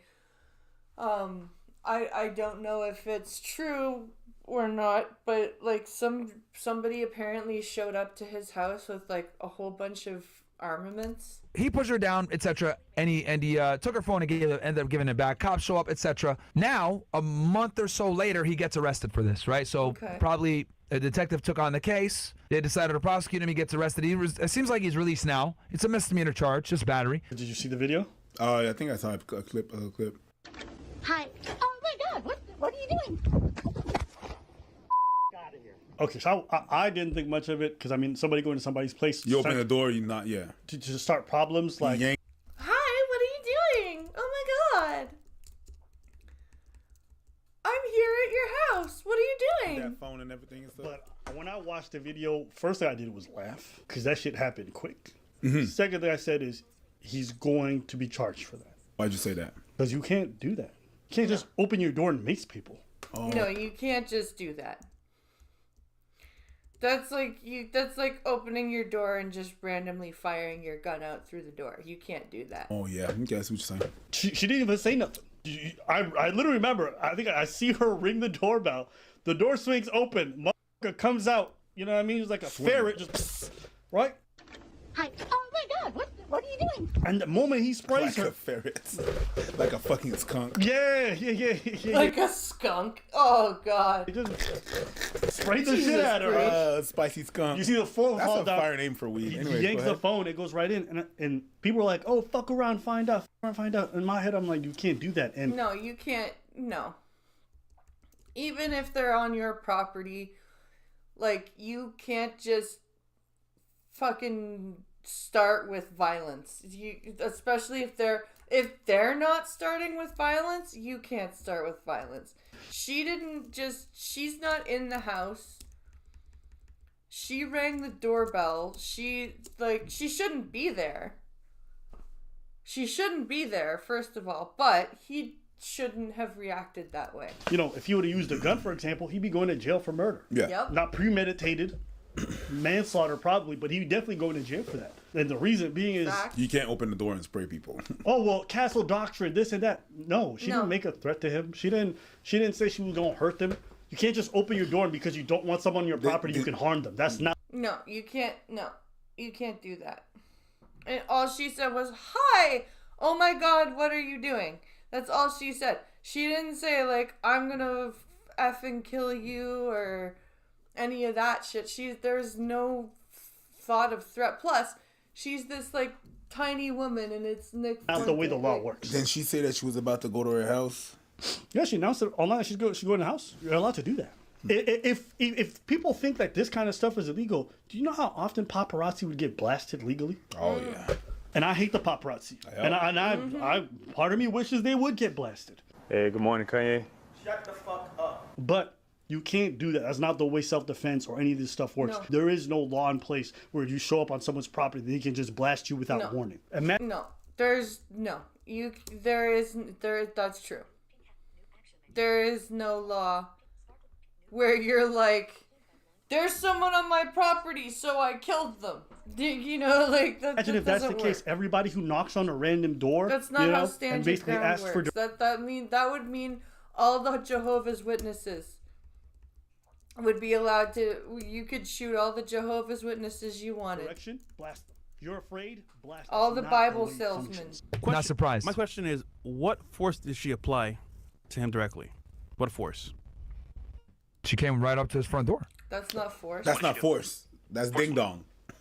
That's not force. Children. Does that mean you can do that to kids on Halloween? If you don't do the trick or treat thing, does that mean if a child comes up to your door by accident, even though you have your lights out and don't have a pumpkin, you can like BAM! I don't like to, you showed me force. No. Did this man say what kind of force he went? You went to his door. She went to the tour. She came right up to his front door. But what did she do? Forcefully. Because remember, But there are places in the U.S. that you do not walk on the lawn. Oh no? Maybe not in Canada. imagine this, right? So someone walks up to you, they didn't do nothing, you hit them. Who's in trouble? You, right? Well, she did make a threat right before on YouTube saying, not on YouTube, on Facebook saying like, I'm gonna go confront him, whatever. Okay, but did she say confront him, or did she say I'm going to go harm him or kill him, or like, because confronting somebody could be a verbal thing, right? And I don't, this is fucking stupid, because I don't want to defend anybody who shows up to a content creator's house uninvited, even if it's Nick Fuentes, right? That's not something that I want to, like, be okay with. However, I'm also not okay with the way he reacted. And do what? Yo! Oh my god! Yo, my guy! Is that fresh? Okay, coconuts! Okay, coconuts! Okay, we in Barbados. Yo, we in Barbados! We in Barbados. Let's go to Barbados! I don't know why we wearing jackets in Barbados. Just off my head, the top of my head, I can think of 5 different country towns that will just disappear you. No! But coconuts in Barbados. Yay! Okay. Let's go, coconuts! Yay! Okay, and do what? And do what? That's it. Damn. Okay, I never thought I'd say this. Okay, coconuts. Yeah, that's gonna be a new line. Okay, coconuts. Okay, coconuts. Yo, I need a bounty bar. Where's that shit at? We don't know. And he didn't know. But if someone's talking to you and you hit them, I still remember Ice-T telling Amazon he was about to shoot the driver for trespassing. Really? and they didn't touch you, is that self-defense? Why wait and find out? Talking to you. We don't know. And he didn't know. But if someone's talking to you and you hit them and they didn't touch you, is that self-defense? No. You can't just hit somebody when they're talking to you. Even if somebody verbally says, I'm going to punch you, you cannot punch them until they punch you. You cannot just, if somebody says, I'm about to punch you in the face, but they don't, you cannot punch them in the face. That is, you know what I mean? Like, that is not what you do. I'm on the wrong screen. Wait and find out. But okay, isn't self-defense you defend yourself when they attack you? Yeah, she went to his house. But she didn't attack him. Doesn't matter. Went to his house. You don't know what she's gonna do. I wouldn't chance it either. Someone shows up at your front door that you don't know on some weirdo shit. Like, yeah, you. First thing you did was create distance right away. Making distance is closing the door. So I don't know. Macing her is not making distance. Yeah. It's an assault. Close and lock the door. Close and lock the door and call the cops and be like, there's a crazy bitch on my front lawn who just showed up out of nowhere. I'm a content creator. She's posted on Facebook that she was coming to my house. She's here. Please come arrest her. You don't have to mace the woman. Like,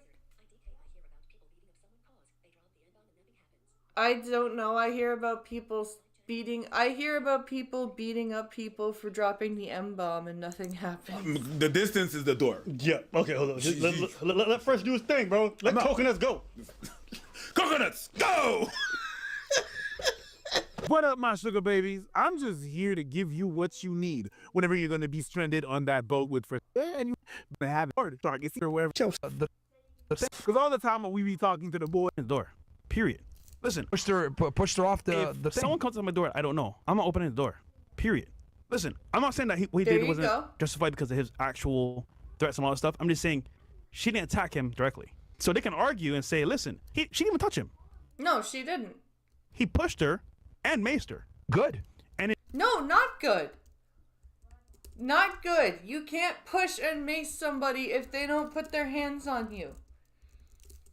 That is an escalation. That is not okay. In the court, I think she's lucky that he only did that. That's not the question, bro. That's not the question. Hold on, fresh cooking right now. Yeah, he cooking it with coconut oil. I know. Yeah, do his thing. And in the court, they're gonna argue, oh, it's an old lady that's one of them. Oh, you're cooked. I think if he has a halfway competent lawyer, he'll be able to. Because, bro, you've been getting death threats. Someone shows up at your house. Are you gonna sit there and chance it? Like, oh yeah, let me open the door. If I've been getting death threats and someone shows up at my house, why am I opening the door with a can of mace? If somebody's going to come and kill me, they're going to come and kill me, and mace is not going to stop them. Why would I open the door if I'm that scared? If I'm really scared that somebody's coming to kill me, I'm not opening the door. See what she's gonna do. No, Danica gave her the Spartan kick, bro. You know, like. Sorry, boss. Just because you begin threats doesn't mean you can mace everyone who knocks at your door. If that was the case, do you understand how many people I could fucking mace? You just have to do the Haitian thing, which in Creole we call it, well, une wezette. Yeah. The wezette is really simple. Knock, knock, knock. Where's it? Where's it? Exactly. I mean, that's what we say. And then you ask, I'm this person, I'm that, and then you're not opening the door. Exactly. Why do we need to open the door and mace people? And then you call the cops. This Yes. person is trespassing. Yes. You have to understand the defense he's using is essentially the same defense he could use for your gun. Do you think it's a reasonable response that if you get a death threat, anybody who knocks at your door, you can just open the door and shoot them? You're good. No. That's no. Because then, like, what if, could you imagine like I said this before, a Jehovah's Witness shows up at your door and you've been getting death threats and they knock at your door and they're just coming to, have you heard of Jesus? And you open the door and bam! And you're like, well, I've been getting death threats. So I opened the door and shot first. You guys know that's crazy. It's no different for macing.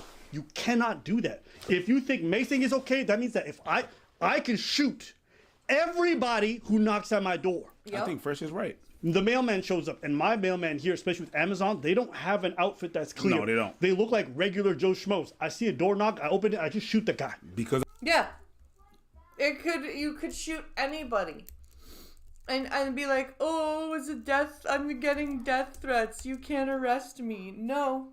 I had death threats. You can't do that, even if you live in Florida. I think this speaks volumes to where we are in America. And what I've realized ever since the George Floyd riots and Minneapolis being burned down to the ground, there's been an enormous amount of pressure on DAs and law enforcement to take cases criminally that get national news or notoriety. And obviously, if you Google Nick, the left doesn't like him, right? Well, no. Most people don't like Nick. It's not just the left, it's center people. Even most people on the right don't like Nick. They label him as a racist. Yes. Did you watch the Charlie video or the actual thing? I watched the actual thing. Okay.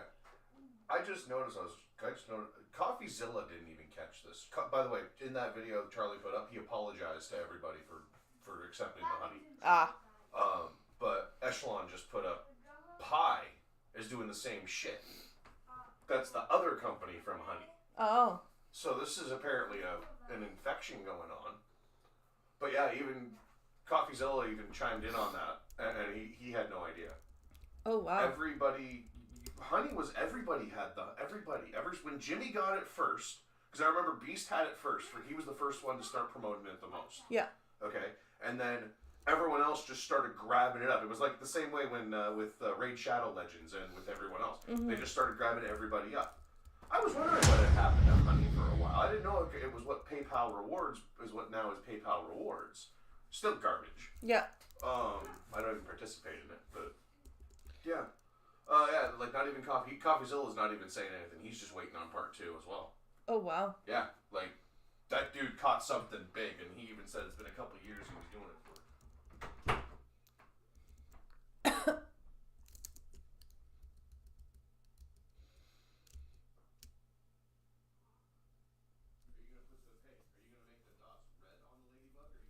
Oh, lovely. There's a few. What a lovely title of a video. They starve their children for views. How fantastically, just fantastic. Let's see what this is about. There's a few different genres of YouTube content and just internet content creation in general that give all other content creators a bad name. A, pranks. He ate my receipt! He ate your receipt? Do you want to pull the cameras up and see it? He ate your receipt. What the fuck? Just ask it what's I'm going making on. sure that everything's okay. Because outside he was yelling at someone for taking a parking spot.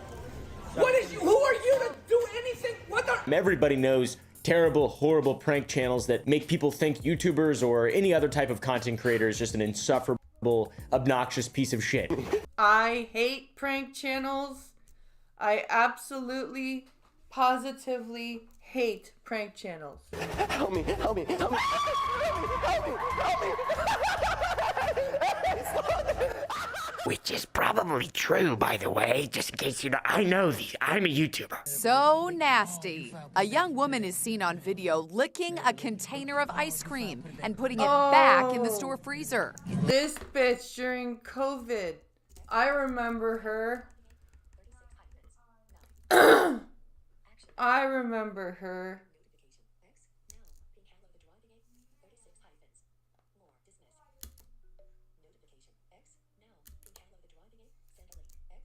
Oh, you found. Put it back. Put it back.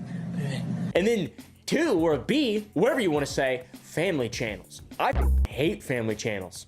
I think they suck. I'm only gonna say it one more time, and then you're gonna lose the privilege to eat dinner. I think anybody who builds a career off of Yeah, shoving a Jordan, camera why in would their you open the child's door? face Somebody's and then coming to kill feels you. like in any way they had anything to do with it, they're dicks or what, I don't know. They need to get all right? They need to get streets of Manhattan or whatever. I don't know. I'm just joking around. They need to be sent to a war zone, sent to the front lines. You've been so good. Like the last 10 recordings, you've been completely fine. Look, it's not real. Researching this video has definitely made me view family content a bit differently than before. I already didn't like it. I've made a lot of videos talking shit about these people, but I feel like this video will do the same for you, which is probably good, right? Family vlogging is massively popular on... I don't like family vlog channels. I really, really don't. I don't even, like... I get weird when my little guy wants to do streams of gaming content, and I'm like,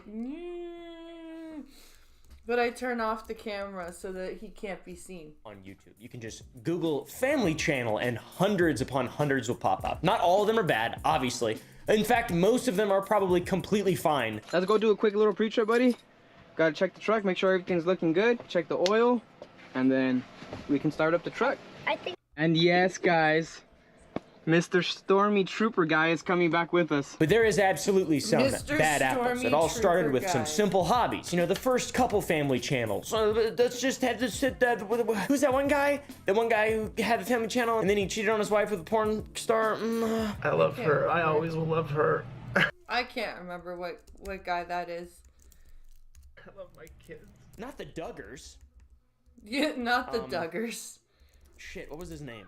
Yeah, that guy. Maybe. Since the first iteration of the family channel on YouTube, they now earn millions of dollars through ads, sponsorships, and merchandise. And when you start to build a relationship with your... They are abusive. Those family vlog channels.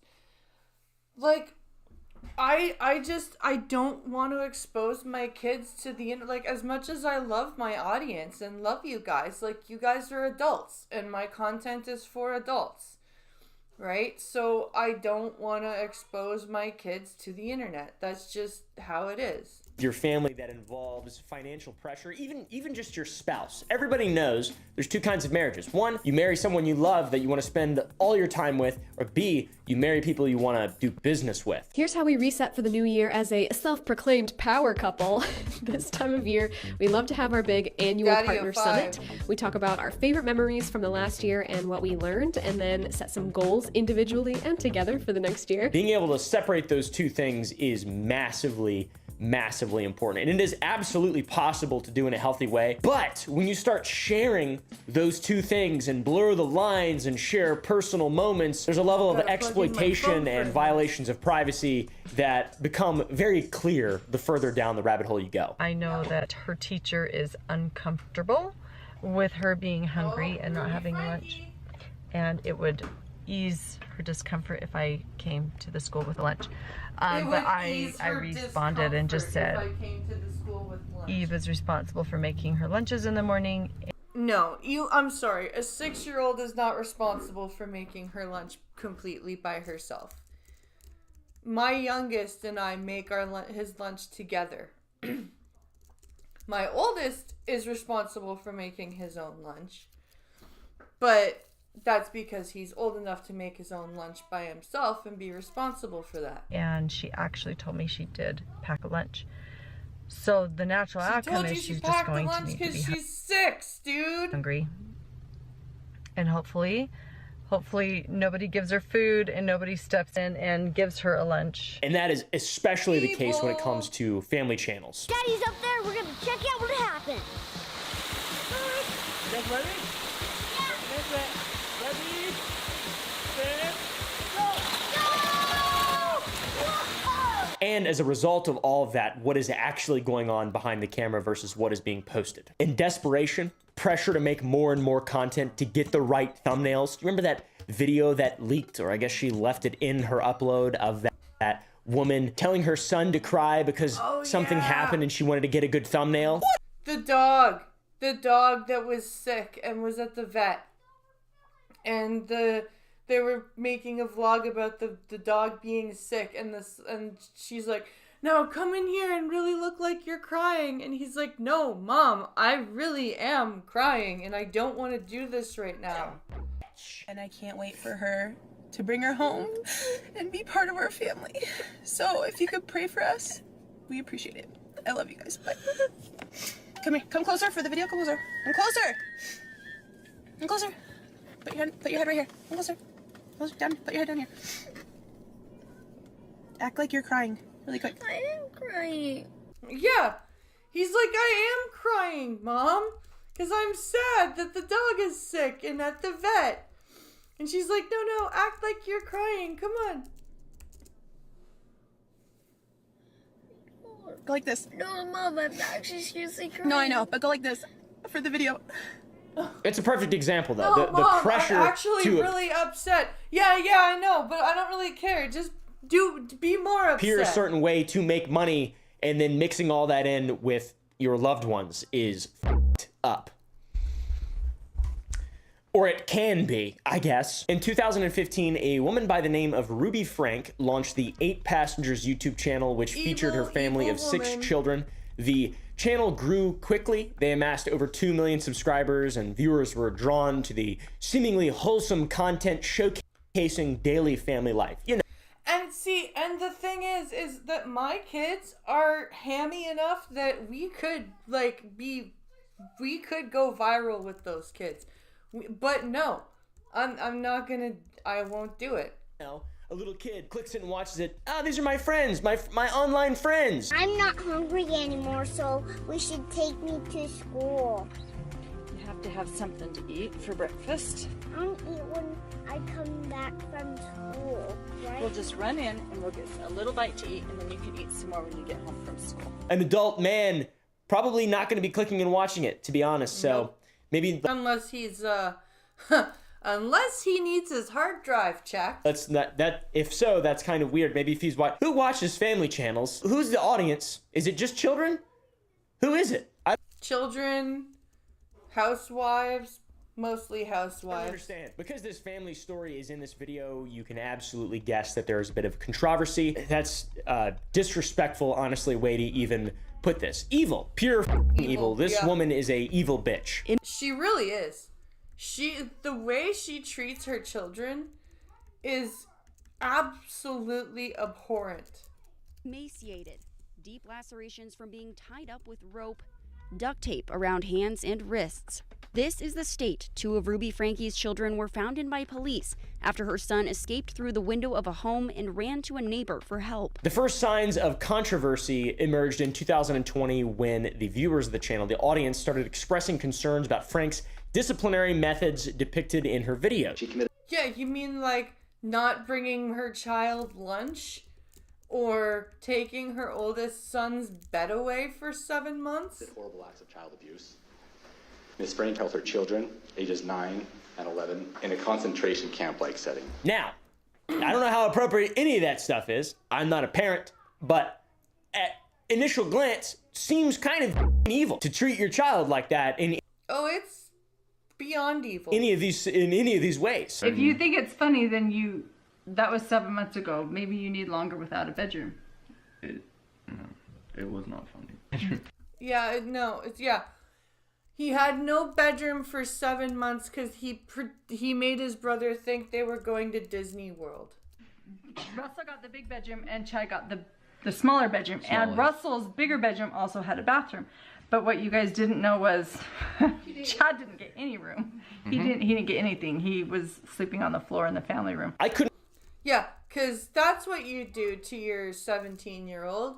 You make him sleep in the family room on the floor like a dog. Imagine doing these things to my cat or dog. In total, Frankie's 4 minor children still living at the home were taken into the care of Utah's Division of Child and Family Services. Frankie, you want to go to a wilderness camp? Want to go to a wilderness camp, Frankie? Look at that on the screen right there, Frankie. Look at her. Look at her. That's Ruby Frank. You're not named after her. You're named after Frankie McDonald. Who's Frankie McDonald? Yeah, she can suck it. I love you, Frankie. A level of scrutiny began to intensify and a Change.org petition was launched, and that reported perceived child abuse and neglect in the Frank household. The petition gained some traction and people really started to pay attention to every single moment of what was happening in these videos. The family started getting a lot of backlash after a clip went viral of a conversation between Mother Ruby and her oldest son. In this clip, the oldest son exposes the fact that he was made to sleep in a beanbag chair for 7 months as punishment for telling his little brother they were going to Disneyland as a prank. Then some commentary/drama channels started making some videos about the potentially In your country, there's a family that's faking royalty? Oh, God. abusive or toxic environment at the 8 passengers household. When I saw these DMs that she was getting accused of child abuse, I definitely had to look into everything that was going on. And luckily I got to see a lot of this stuff before she started deleting it on her channel. And in response, the parents attempted to defend themselves, claiming that the controversial incidents had been taken out of context. They even sent cease and desist letters to people who had reported on them. Of course they did. Of course they sent cease and desist letters to people who are reporting on them because they don't want the truth to get out. It's important to note here that commentary or drama channels can absolutely get things wrong and people can absolutely make a big stink out of nothing. That is completely reasonable, but not in this case. Not even close in this case. This is, you watch this person and they seem like a reasonable person. If you watch the content, you would not think that this is an actual legitimate child abuser. So all this— Yeah, you would. If you watch Ruby Frankie's content, you would absolutely think she's a child. Negative attention is surrounding the 8 Passengers YouTube channel, and things are declining throughout 2021. The channel started to lose its appeal to whoever the it appealed to in the first place, and Frankie some people McDonald were is the a little TikTok uncomfortable weather guy from with Nova the content that they Scotia. had He's friends with previously Tommy Chris. enjoyed. And in 2022, Frank's situation took a drastic turn for the worse when she partnered with a life coach named Jody Hildebrandt. This is evil incarnate. She really is. The amount of marriages and lives Jody Hildebrandt has ruined. Long before investigators found this vault in Jody Hildebrandt's basement, she was known as the founder of Connections, a program that she marketed as life coaching to build stronger relationships. In several Connections videos alongside Jodi was Ruby Franke, who rose to fame as the matriarch of the 8 Passengers YouTube channel. Hildebrandt, a life coach, aka bullshit artist, had some counseling methods that were extreme, which often involved shaming techniques.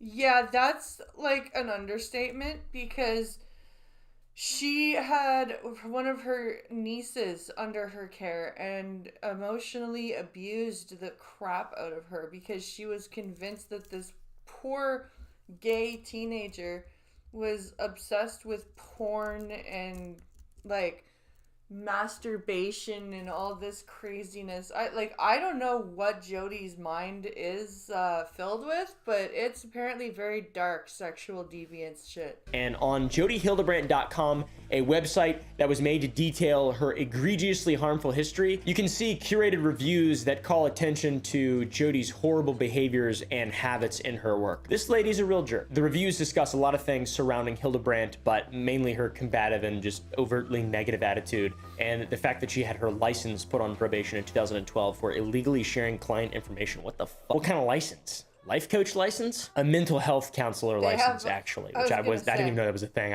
There's so many licenses for shit. If you don't have a TV license, it won't take us long to find you. When you combine a straight up evil family channel. OMG, I cannot even imagine taking away my guide dog's bed and she dares to do that to her child. So sick. I know, isn't that like, I could not do that to my kid.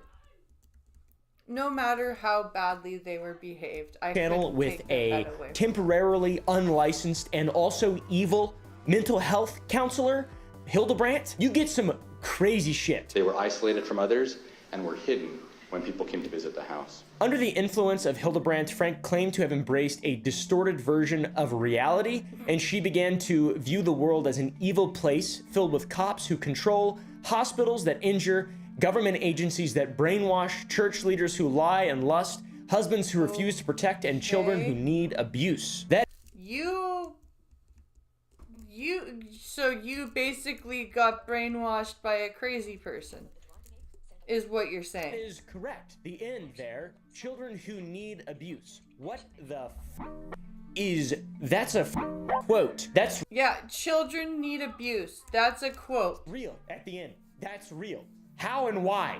That's crazy. In August of 2023, the entire situation surrounding the 8-passenger channel reached a point of criticality when Frank's 12-year-old son escaped from the Hildebrandt's home. You guys have probably seen this video. It's so f***ed up, and it really is.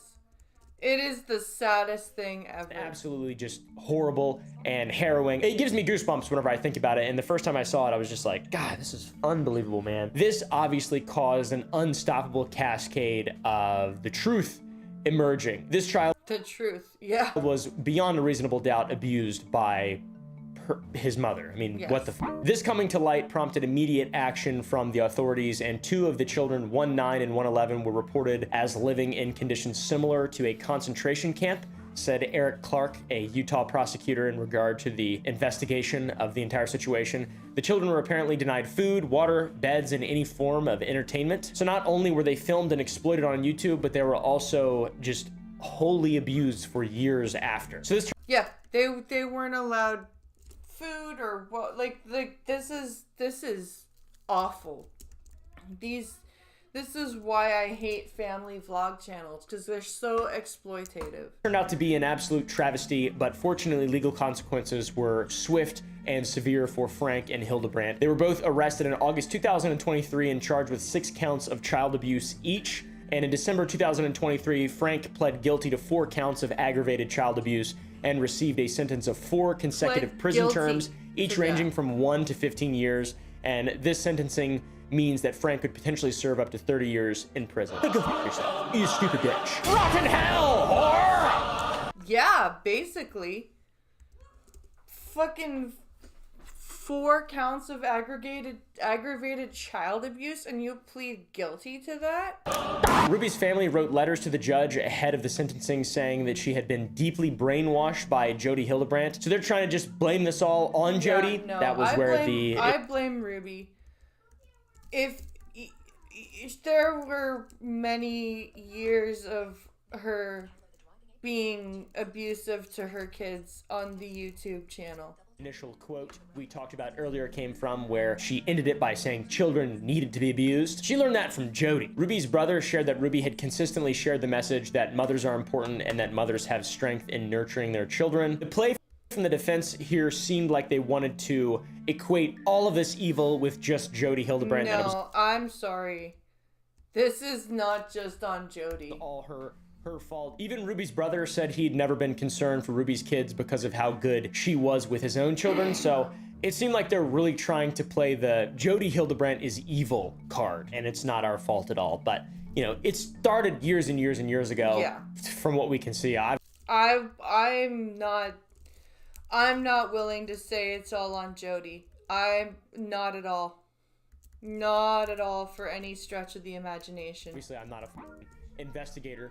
I'm not like part of the law or whatever, but it seems a little worse than that. You know, it's just how it seems. I don't know. Sherry, Frank's oldest daughter, publicly stated that she and her siblings were glad justice is being served, and even posted an Instagram picture of police armed with rifles outside of their house with the words, "Finally."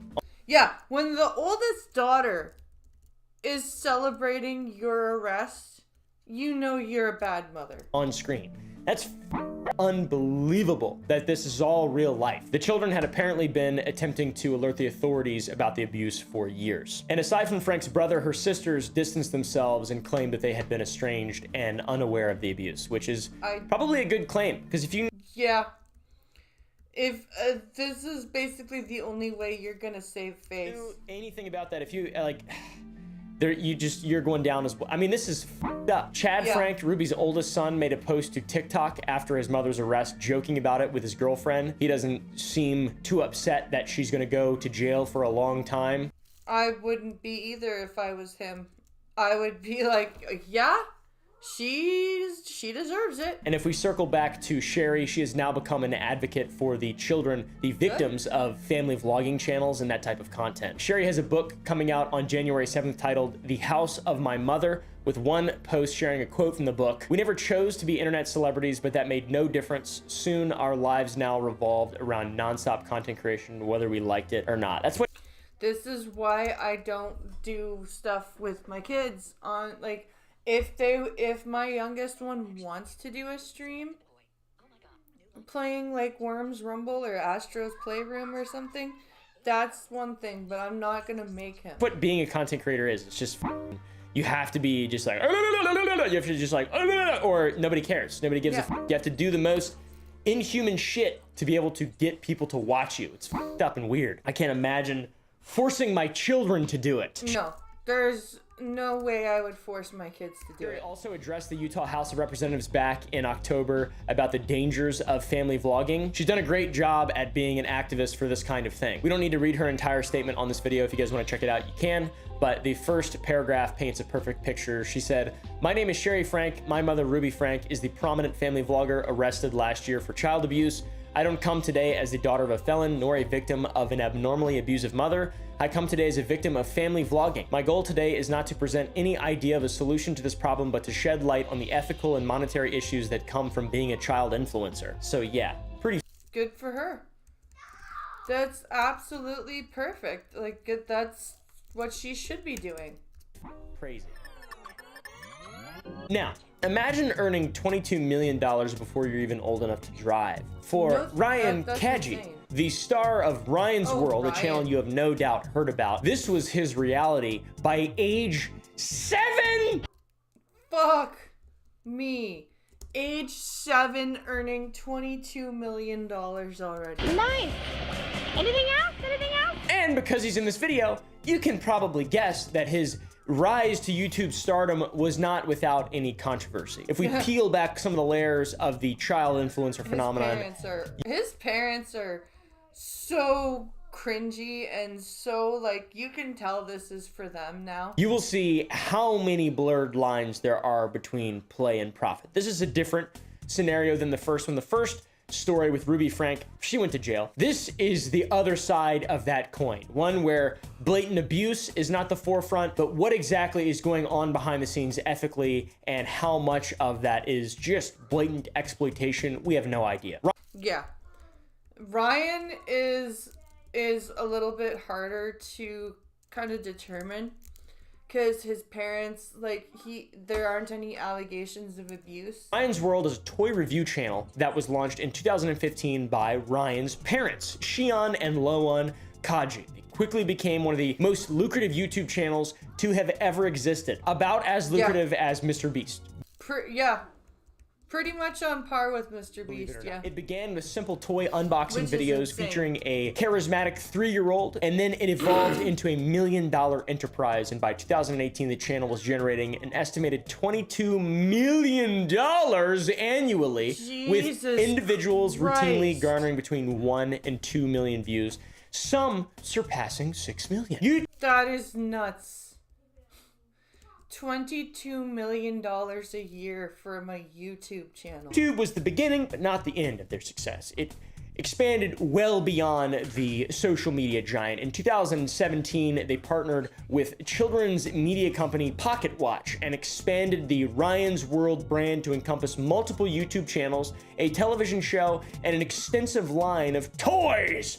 Yeah, they've got so many toys, and I think there's shows on Amazon Prime now. Yeah! We love toys! Oh yes, I love lead. I'm a huge fan of lead in my toys. And the more he yells, the more his dog barks.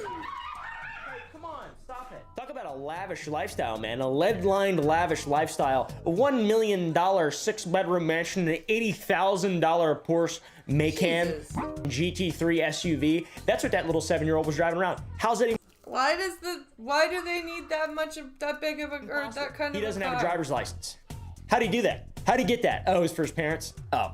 His parents were exploiting him? Oh, that's weird. I don't like that. And this company was as well? Oh, that's so weird. I mean, that's really odd. Naturally, due to the explosive growth of Ryan's World, the concerns are raised, okay? The red flags go up. And people are always talking about potential exploitation of child influencers. I mean, we know what has happened to child actors throughout the decades with Hollywood. They're almost always taken advantage of, trampled underfoot, and just silenced. We've already got evidence that that does happen.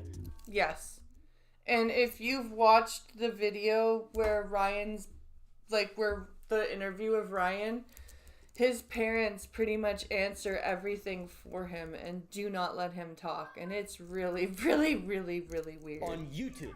Already. Not saying that's what happened with Ryan's World, obviously, but the conscientiousness of the average viewer, it begs the concern, it begs the question. How is little Ryan, the American Psycho, with his $22 million a year in revenue, how's his work schedule line up with his education and his overall well-being? He's just a fucking child. I mean, why is he doing this? This is so crazy. It makes sense, I guess, from a business perspective, but like, not from any other one. There's long hours of Didn't they homeschool him for this too? Filming, editing. I mean, it f***s adults up. It f***s adults up, dude. I can imagine it interfering with a child's normal developmental activities and schooling. I'm no expert, but experts do debate the long-term psychological effects on children like Ryan, who grow up in the public eye. Even Well, yeah. Of course, it's going to affect them. if it's not the Hollywood, television, Disney, it's no different. This guy is probably more well-known than a lot of those children. There's pressure to maintain a certain image. You have to be playing with toys all the time. You have to constantly perform for a camera. It's very difficult. And if we step back again to traditional child actors, they are protected by laws regulating work hours, education requirements, and earnings. That's true. There aren't any laws for children YouTubers or family vloggers. But these regulations, oftentimes, depending on the business structure, do not extend to children featured in online content. It's the Wild West. So yeah, there's a lack of oversight, and it could potentially leave young content creators vulnerable to potential exploitation and harm. And by the way, just to be clear, I know there are channels where people have their kids in them and they're totally fine. I totally understand that. Absolutely 110%. I'm not a massive, gigantic hater. I'm just like, you know, I don't really like it that much. No. And, like, I probably could get away with doing a channel with my kids, but I just don't want to. Like, maybe when they're a bit older, we can do something together, but no, not right now. I'm just not a big fan of it. I'm not a big fan of it. No. You know? I'm not watching it. Who the f*** is watching it? Who's it for, by the way? Is it just for money? Because, like, if it's just for children, then why? If you're not teaching them stuff, then why are you even doing it? What are you making this for? I know who they're making it for. Feds, the Federal Trade Commission. In 2019, the Federal Trade Commission, the FTC, filed a complaint against Ryan's World, alleging that the channel failed to disclose paid promotions, potentially misleading its young audience adequately. Did you just fart? Yes, you did. Go lay down. So yeah. I love how he interrupts his videos to yell at his dog. The FTC said that they failed to disclose paid promotions adequately to their young audience, by chance misleading them. Shion Kaji, Ryan's father, responded to the FTC allegations by emphasizing the family's commitment to following advertising disclosure requirements and creating safe and engaging content. Hey man, I believe him. He said we didn't do that. We're really safe about this. I believe him. Let me interview that guy. I don't believe him. I think he's full of shit. Sit him down, interview him. So knowing that, and also I think he's retired. He's probably like 20 years old at this point. I don't even know how old this little guy is anymore. He's probably old enough to drive. How old? If he was 7 in 2019, he's got to be what? 8 now? 8 now, probably? Someone comment down below how old he is. I don't even know, dude. Is like I don't even know. It makes me uncomfortable even showing children on, like, I don't know, man. My brain's changed so much over the last couple years. Just kids are this whole thing is really bad for you. Making content is very bad for you. Being on social media is very bad for you. Your phone is very bad for you. There's a multi-trillion-dollar industry that is using the basics of human needs and neurotransmitters to, I don't want to say hack, but manipulate you into spending more time on them. He's not wrong. I'm not gonna sit there and say he's wrong. Or that, like, it's a crazy conspiracy theory. He's not wrong at all. Let's see.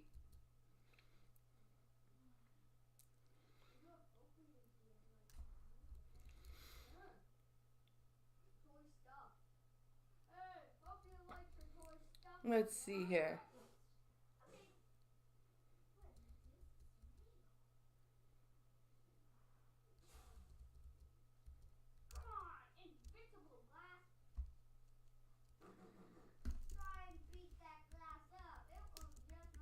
I might save all of those for tomorrow's stream because I've got a couple more. I've got a couple more pulled up that I haven't. Ooh, woman drives kidnapper. Wait, what's this called? Woman drives kidnapper straight to police. This is a donut operator video that I grabbed. 'Cause donut operator is awesome. Wait, what?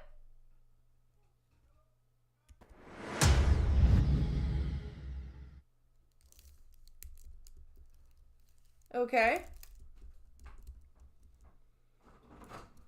All of those are tomorrow's. That's what I thought. Then don't touch them. Okay. Anything under that line, I'll kill you if you open it. Okay. I won't open it.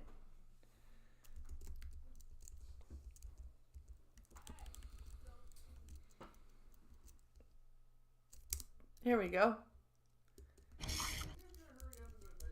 Okay, put it here we go. Let's take a look.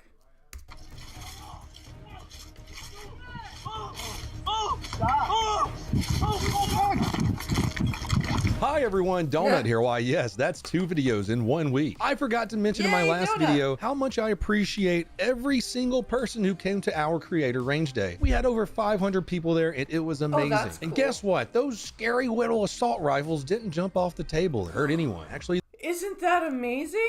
The guns stayed where they were put on the table until somebody picked them up with their hands? Oh my god. there were no injuries. You guys ready to see some shootings? We're gonna end this year with a bang because we got a spicy one today. We're breaking down a wild shooty shoot in Fresno, California. In this shooting, a murder suspect with more red flags than your mom ambushes a sergeant just minding his own damn business. That's not a nice thing to do. You're going on the naughty list. What an ass asshole. Just randomly trying to shoot somebody. Good thing the sergeant's leg day didn't skip him, because even after taking a couple of rounds, he still pursues the suspect. He's persistent.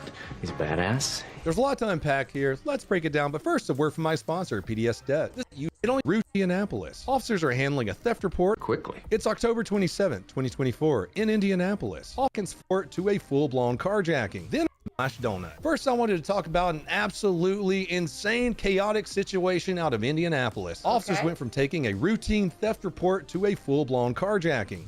Oh my goodness. Well then, that escalated quickly. Then an armed standoff, and then a shooting, all in about 5 seconds flat. That escalated quickly. Hey, I just said that. It's October 27, 2024 in Indianapolis. Officers are handling a theft report in the 1000 block of North Keeling Avenue. Everything's going smooth until a black SUV pulls up, slamming on the brakes and coming to a quick stop. He trying to say it's his. So the phone that got sent to my house, physically. About what time did it come up? It was.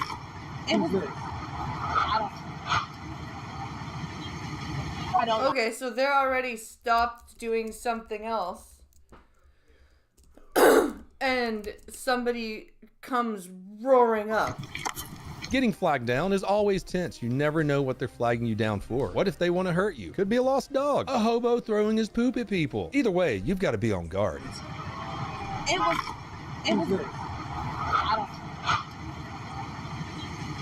I don't know.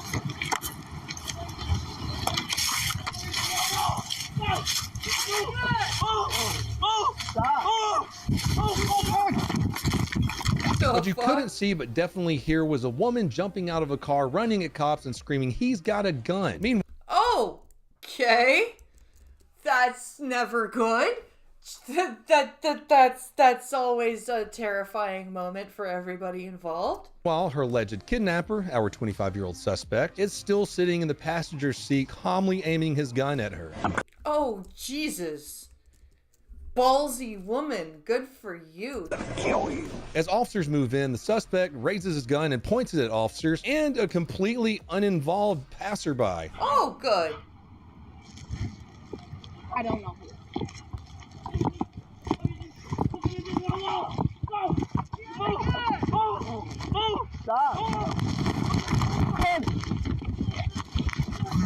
Recording.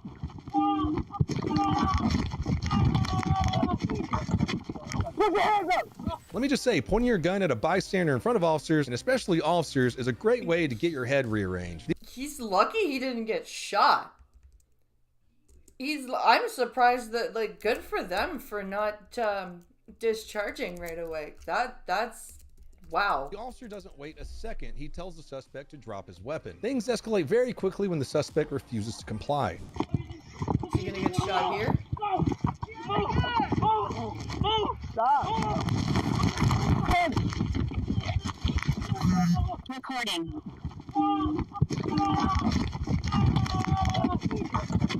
Put your hands up!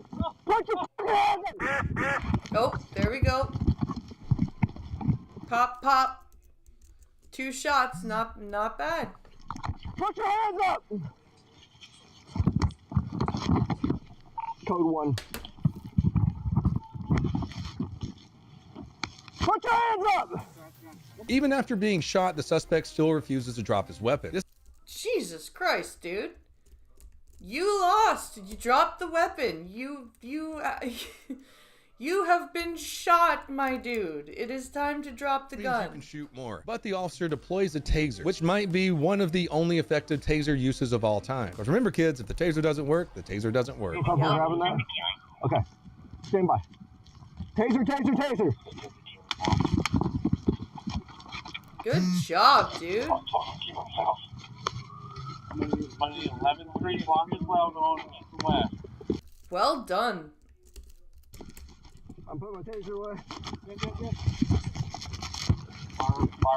Come on. They then drag him out of the car and immediately start rendering first aid. Well, yeah, because they're not complete dicks. After a search of the car, the officers find 2 weapons. The gun suspect used during the standoff and a second firearm found in his backpack. Meanwhile, the suspect was taken to the hospital in critical condition where he later died from his wounds. This is one brave-ass woman who drives her armed carjacker to police. It's like, no shit. That woman deserves a Medal of Bravery. Uber Eats, but for getting bad guys' heads blown off. As for her, she is physically unharmed and is even able to get her dog back safe and sound. Thank God!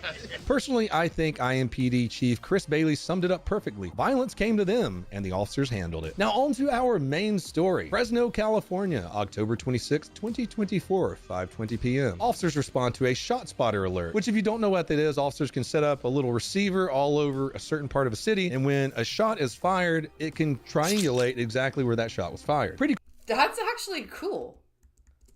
That is some pretty cool technology right there. cool technology. I don't know how well they work in Chicago with them constantly going off though. Officers heard 2 shots fired at the 3700 block of East Platte Avenue. While they're searching the area, a veteran sergeant parks his car on a nearby street just to finish up a couple reports. What happens next? Complete chaos. Our 40-year-old suspect out of nowhere rolls up in his blue Nissan and decides to ambush the sergeant. He fires 10 rounds from his AR pistol directly into the police cruiser, which thank God was not a Crown Vic. Those are my favorite police cars, and they're very rare. The bullets penetrate the driver's door, the engine block, and hits this sergeant 3 times. Oh fuck. Just out of nowhere, just open fire on the sergeant. Twice Okay. in the left thigh and once in the right thigh. This officer is just sitting there doing his job, and now he's bleeding out in his car. But he goes back down? Absolutely not. He tucks his elephant-sized balls into his pants, turns on his lights, throws his car into gear, and starts chasing the guy who just tried to kill him. Good job, dude. You're fucking and it's a good. Hopefully, he's not losing a lot of blood while this Despite is being shot, happening. the sergeant chases the suspect through the streets of Fresno. He's hurt. Platte Row. It's a dark colored Nissan truck. You can hear it. You can hear it. He's in pain. South on 8th. The shooter eventually brings his vehicle to a stop and jumps out, using it as cover as he tried to finish the job he started earlier. You can see this unfold here through security footage along with the officer's body cam as he returns fire.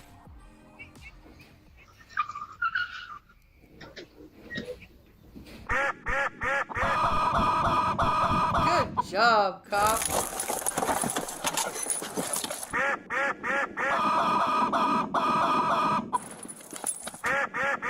Wow. He's still not done. Then we get to see the suspect trying to drop shot the officer like he's in Call of Duty. And the sad thing is, it seems to work for the guy.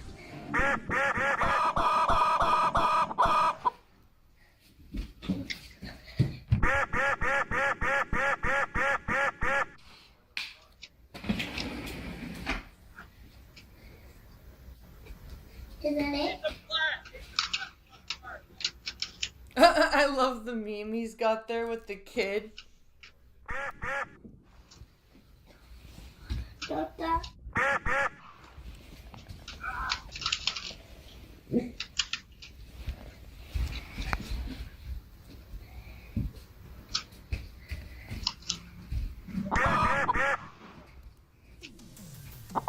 Now keep in mind this officer has already been shot 3 times and he's going toe to toe with a dude who thinks he's in a Black Ops 6 lobby. And as Yeah, apparently.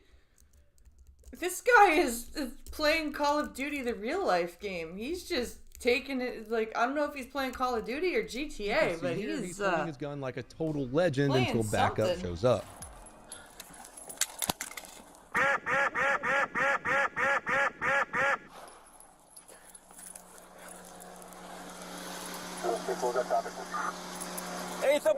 Eighth and Platte. Shots fired. 1199. How many fucking rounds does this bad guy have? He came prepared to start shit. Backup arrives, 2 more officers jump into the fight, and they are able to take the shooter down.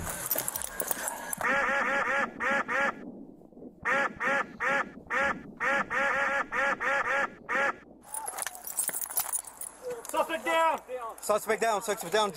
George to 1. Suspect down. Finally. Fuck, man. Use your hands! The sergeant, even after being hit multiple times, stays calm enough to call the ambu for himself and the suspect. That's professionalism right there. 307, I'm gonna need 2 ambulances, 1 for me, 1 for the suspect. Yeah, where you hit, sir? Where you hit? My leg. Left leg. Take it. Yeah. We're gonna need 2 ambulances, please. 1 for me, too. Get a tourniquet. I got it. Left leg. After the suspect goes down, officers secure him and recover his weapon, a giant piece of unregistered AR-type pistol with a double-stack magazine. The suspect fired over 20 rounds during the ambush and shootout, but wait, there's more. Remember the shot spotter call I was talking about at the beginning? Turns out our boy wasn't just some random shooter. He was a murder suspect. Oh! A straight-up murder suspect, eh? Officers went back to the original call location. What they found was the suspect's childhood friend, a 43-year-old man, dead in the kitchen with stab wounds and a gunshot wound. God the suspect damn. is the prime suspect. As for our sergeant, he's a veteran with decades on the force. He was rushed to the hospital, treated for his injuries, and released a few days later. According to Fresno's police chief, the sergeant said that he was happy that he got shot and not the younger officer. Oh, that is a brave cop. What a great guy. That's an awesome cop there. I'm just, for him to say that.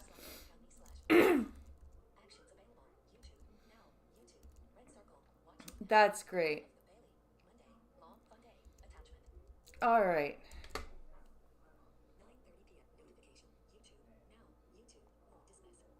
All right.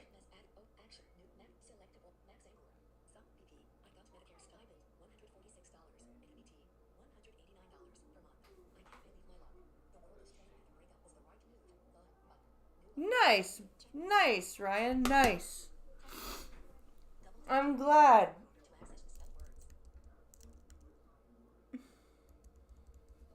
I'm glad. Well, you showed up just at the end of my stream there, Ryan, but I'm gonna go to Twitch in a little bit. I need to go put my kids to bed and eat. But I will be back on Twitch for some Diablo because I didn't turn on Nav Assist like an idiot. So I'm gonna go and do that. I'm gonna put my kids to bed, eat, and be back on Twitch probably at about 10:30 or 11. So be sure to come by and watch that. Thank you for watching, and I've got a whole bunch of videos lined up for tomorrow, so we'll be sure to have a good long stream tomorrow. Now that I've reached almost the 3-hour mark. But thank you for hanging out with me till now, and I will see you guys on Twitch around 10:30 or 11. Thank you for watching. Have a great night. See you in a bit.